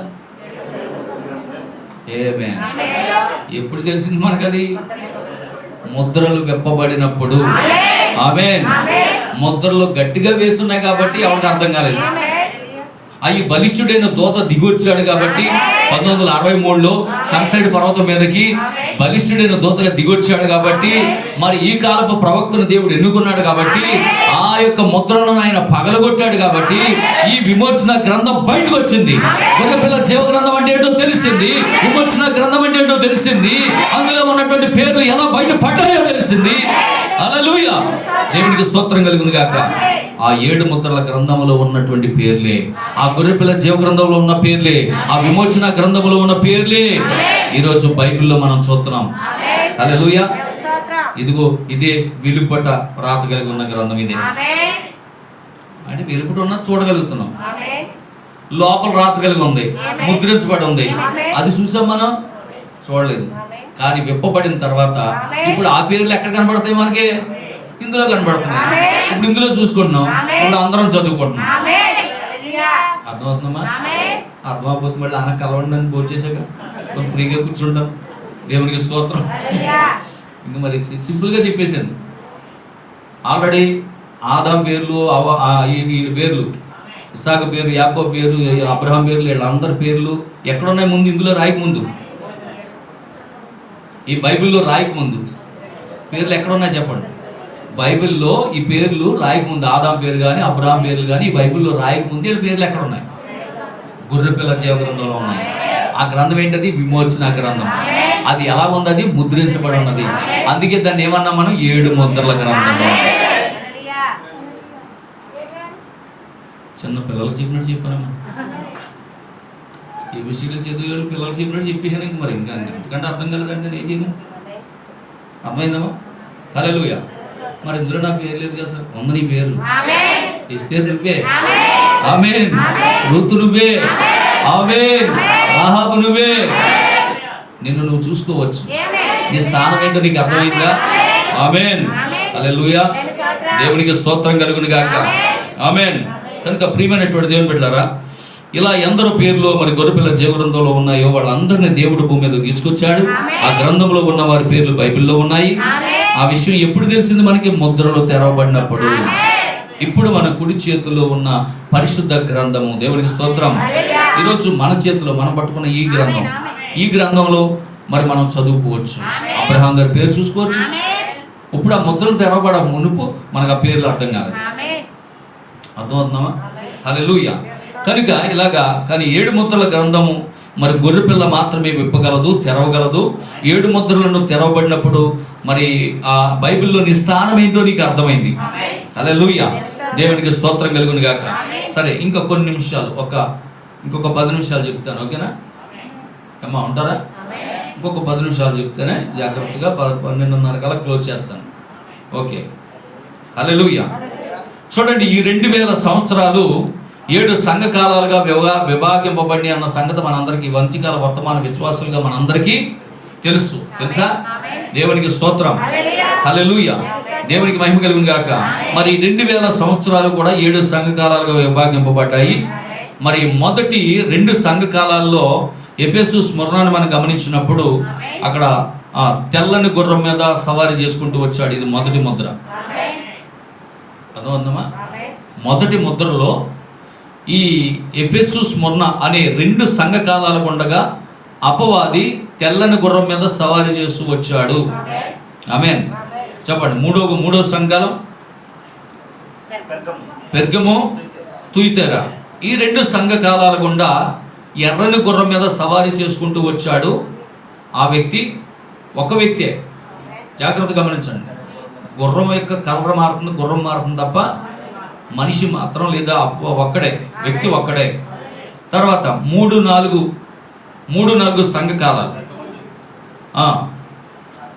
Sardis, Philadelphia. హల్లెలూయా. చూడండి, ఎర్రని గుర్రం ఇది. ఇదే గుర్రం. ఇది నల్లని గుర్రం. చూడండి, అక్కడ 3-4 సంఘకాలాలు. పెర్గము, తుయితెర. 5-6 చూడండి. Sardis, Philadelphia. ఇది 4వ గుర్రం, మూడో గుర్రం, నల్లని గుర్రం. ఇప్పుడు ఎన్నైంది? 6 సంఘకాలాలు అయినాయా? ఎన్నైంది? 6 సంఘకాలాలు అయినాయి. ఈ 6 సంఘకాలాలు కూడా మనం ధ్యానం చేస్తూ వచ్చామా? మొదటి గుర్రం మీద సవారీ చేస్తూ తెలుపు గుర్రం మీద వస్తూ అబద్ధ ప్రవక్తగా వచ్చాడా? దేవునికి స్తోత్రం. 2వ గుర్రం మీద సవారీ చేస్తూ ఉన్నప్పుడు అతడు ఎరుపు గుర్రము, అది రక్తానికి సదృశ్యము, అది హతసాక్షుల కాలము. అక్కడ అనేక మంది ఖడ్గం పట్టుకున్నాడు, అక్కడ అనేక మందిని చంపాడు వాడు. హల్లెలూయా. దేవునికి స్తోత్రం. మరి 3వ గుర్రాన్ని మనం గమనించినప్పుడు అది నలుపై ఉన్నది. వాడి చేతిలో ఏముందంటే త్రాసును పట్టుకున్నాడు. త్రాసు అంటే కాటా పట్టుకున్నాడు. అక్కడ వాడు అమ్మకం మొదలు పెట్టాడు. అమ్మకం మొదలు పెట్టాడు వాడు. హల్లెలూయా. పాప పరిహార పత్రాలు అమ్ముకున్నాడు వాడు. అర్థమవుతుందా? వ్యాపారం చేయడం మొదలు పెట్టాడు. 3వ గుర్రం అక్కడ వచ్చినప్పుడు 3వ గుర్రం మీద సవారీ చేస్తున్నప్పుడు, నల్లని గుర్రం మీద సవారీ చేస్తున్నప్పుడు అక్కడ వ్యాపారం మొదలు పెట్టాడు. పాప పరిహార పత్రాలు అమ్ముకోవడం మొదలు పెట్టాడు. డబ్బు సంపాదించడం మొదలు పెట్టాడు. కోట్లకి అధిపతి అయిపోయాడు. ప్రపంచంలోనే ఇప్పుడు కోటీశ్వరుడు అయిపోయాడు అపవాది. దేవునికి స్తోత్రం కలుగుతుంది. అర్థమవుతుందా? అంత్యకాల వర్తమాన విశ్వాసులకు అర్థమవుతుంది. ఆడు కోటీశ్వరుడు అయిపోయాడు, అపవాదుడు అంటాడు ఏంటనుకోవచ్చు. వాడు ఎవడో మీ అందరికీ తెలుసు. అర్థమవుతుందా? కనుక ప్రియమైనటువంటి దేవుని బిడ్డలారా, ఇలాగ 6 సంఘ కాలాల్లో మనం గమనించుకుంటూ వస్తే మరి ఆ వ్యక్తి ఏ విధంగా వచ్చాడో, అబద్ధ ప్రవక్తగా ఎలాగ వచ్చాడో, హతసాక్షుల కాలంలో ఎంతమందిని వాడు చంపాడో, అలాగే వాడు త్రాసు పట్టుకొని ఎంత వ్యాపారం చేశాడో, ఎంత ధనవంతుడయ్యాడో, ఈ గుర్రాల మీద వచ్చినప్పుడు మనం అన్నీ కూడా మనకు ముద్రలు తెరవబడినప్పుడు మాత్రమే మనకు అర్థమైంది. హల్లెలూయా. ఇప్పుడు 4వ గుర్రం ఏంటంటే పాండురవర్ణ గుర్రము. ఈ పాండురవర్ణ గుర్రం అంటే ఏంటో మనం పోయిన వారం చెప్పాను మీకు. ఏంటది? తెలుపు, నలుపు, ఎరుపు, ఈ 3 కలిపితే వచ్చే రంగే పాండురవర్ణ గుర్రము. అంటే ఏంటి? మత శక్తి, రాజకీయ శక్తి, దెయ్యపు శక్తి, ఈ 3 కలిసి ఒక్క మతంగా అవుతారు. అందుకే ఇప్పుడు one world religion, one world government, one world currency. అర్థమవుతుందమ్మా? అంటే ఇప్పుడు వాడు ప్రపంచ ఐక్య క్రైస్తవ సమాజాన్ని సిద్ధపరుస్తున్నాడు. వాడు world Christian council, WCC, world, ప్రపంచవ్యాప్తంగా క్రైస్తవులను ఒక తాటి మీద తీసుకురావడానికి, ఐక్యం చేయడానికి చేస్తా ఉన్నాడు. ఇప్పుడు వాడు చేస్తున్న పని 4వ ముద్రలు, 4వ గుర్రం మీద సవారీ చేస్తూ వాడు చేస్తున్న పని ఇప్పుడు. అందుకే ఇప్పుడు క్రైస్తవులు ఎంతమంది ఉన్నారో లెక్క పెడతాం కోసమే ఈ ఈ లెక్క అనమాట. అర్థమవుతుందా? క్రైస్తవులు ఎవరో తెలియకుండానే దేవుడిని ఆరాధన చేసేస్తున్నారు. క్రైస్తవులు ఎంతమంది ఉన్నారో లోకంలో తెలియట్లేదు. అందుకని ఇప్పుడు వాడు ఏం చేస్తున్నాడు? అసలు మన మన మన మన జనం ఎంతమంది ఉన్నారో తెలుసుకోవడం కోసం ఇప్పుడు ఈ లెక్కలు వేస్తాడు అనమాట. అర్థమవుతుందమ్మా?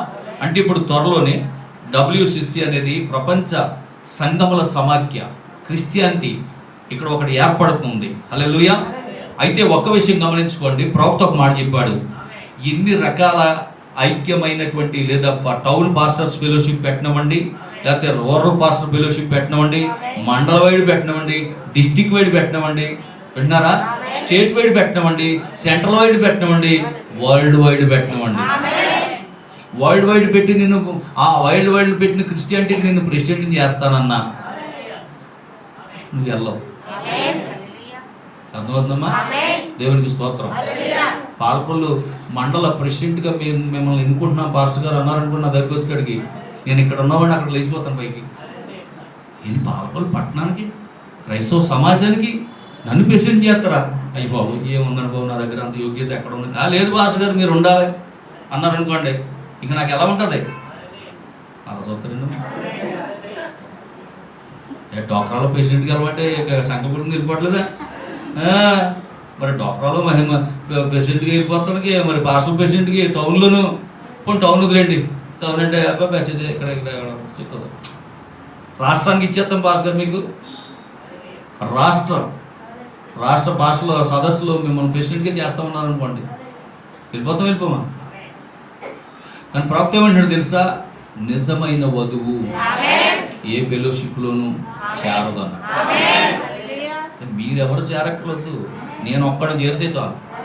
పోయిన వారం చెప్పాను మీకు, నేను ఒక్కడిని చేరితే చాలు. ఈ బగ్గేశ్వరము ప్రభు అయిన యేసుక్రీస్తు ప్రార్థనా మందిరము తరపున సంఘ కాపరిగా పాస్టర్ ఎలీషా గనక ఒక్క సమాఖ్యలో గనక నా సంతకం పెడితే మీరు అందరికి వెళ్ళినట్టే లెక్క. అందుకనే ప్రవక్త ముందే చెప్పాడు మనకి ఇలాంటి కార్యాలు జరుగుతాయని. ఈ 7 ముద్దల వర్తమానం వచ్చాకే తెలుసుకున్న తర్వాతే వాడి రహస్యం అంతా మనకు అర్థమైపోయింది, వాడి బండారం అంతా బట్టబయలైపోయింది. అర్థమవుతుందా? అందుకే ఆనాడు ఆ అవ్వ మోసపోయింది, కానీ ఎక్కడ కూర్చున్న కనబడి అవ్వ ఎన్నడూ మోసపోదు. ఆడు ఎన్ని రంగులు మార్చుకొచ్చినా, ఆడు తెల్ల గుర్రం మీద వచ్చినా, ఆడు నల్ల గుర్రం మీద వచ్చినా, ఎర్ర గుర్రం మీద వచ్చినా, పాండుర వర్ణ గుర్రం మీద వచ్చినా, యేసుక్రీస్తు వధువు మోసపోదు.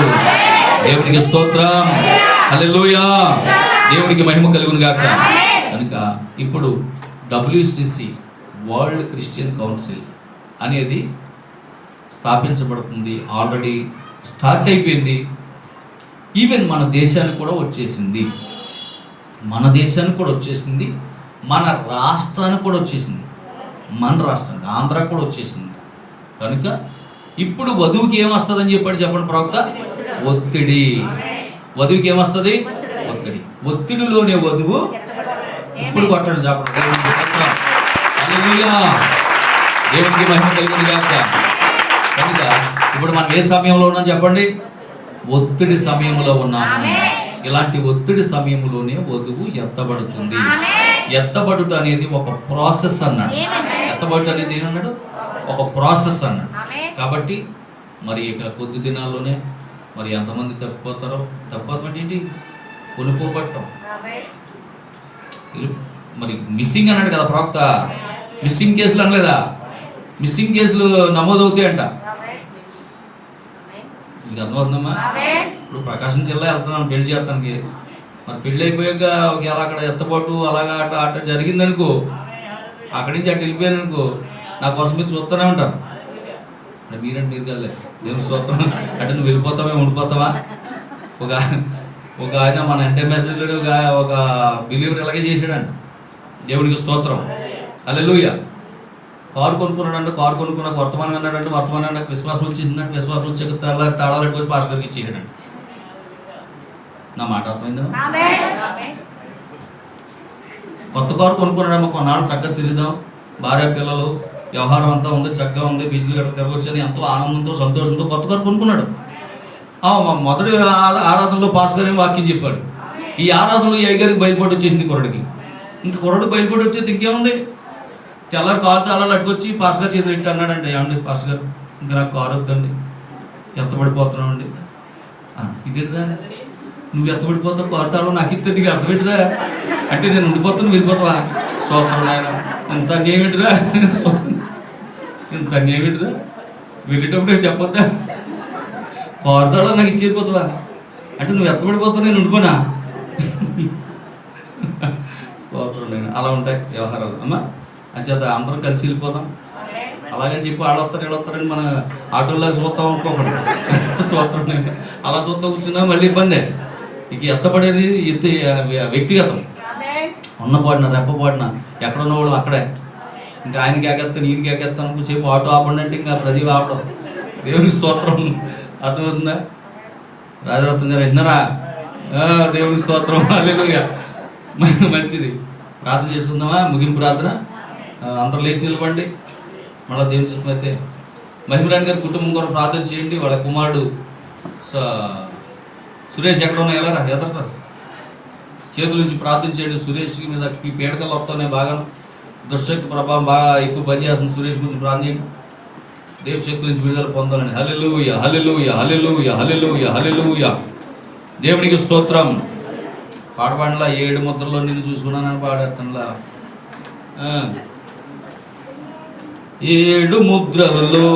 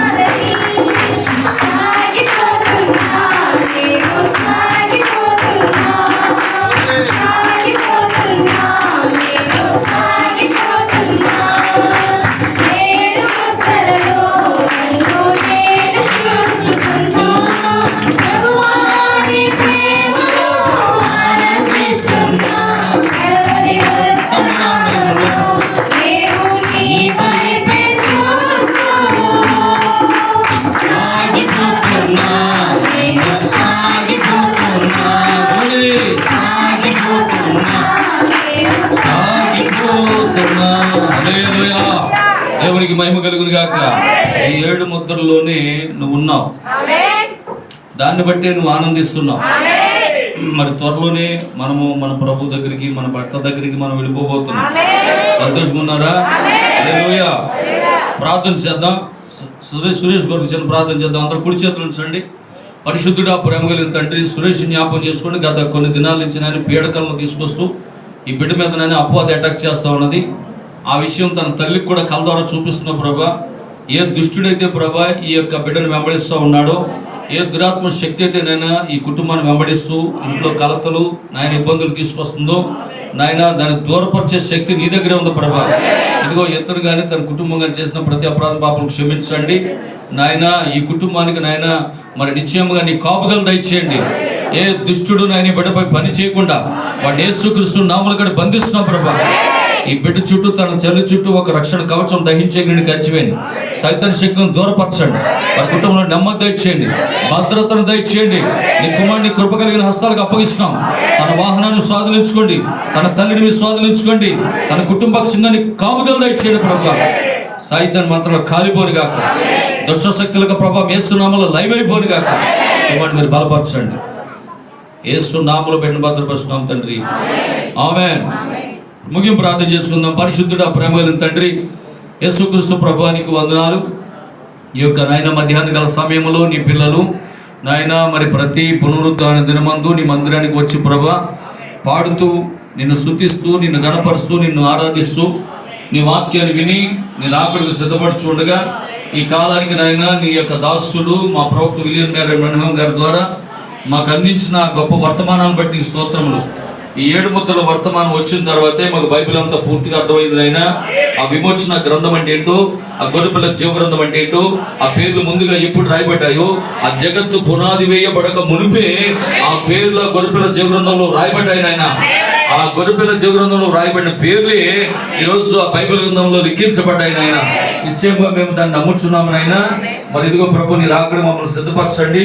నీ 7 ముద్దల వర్తమానాన్ని మేము ధ్యానం చేస్తూ ఉండగా నీ అభిషేకంతో నింపండి. ఇంకా మేము అర్థం చేసుకోవడానికి మా హృదయాలు తెరవండి.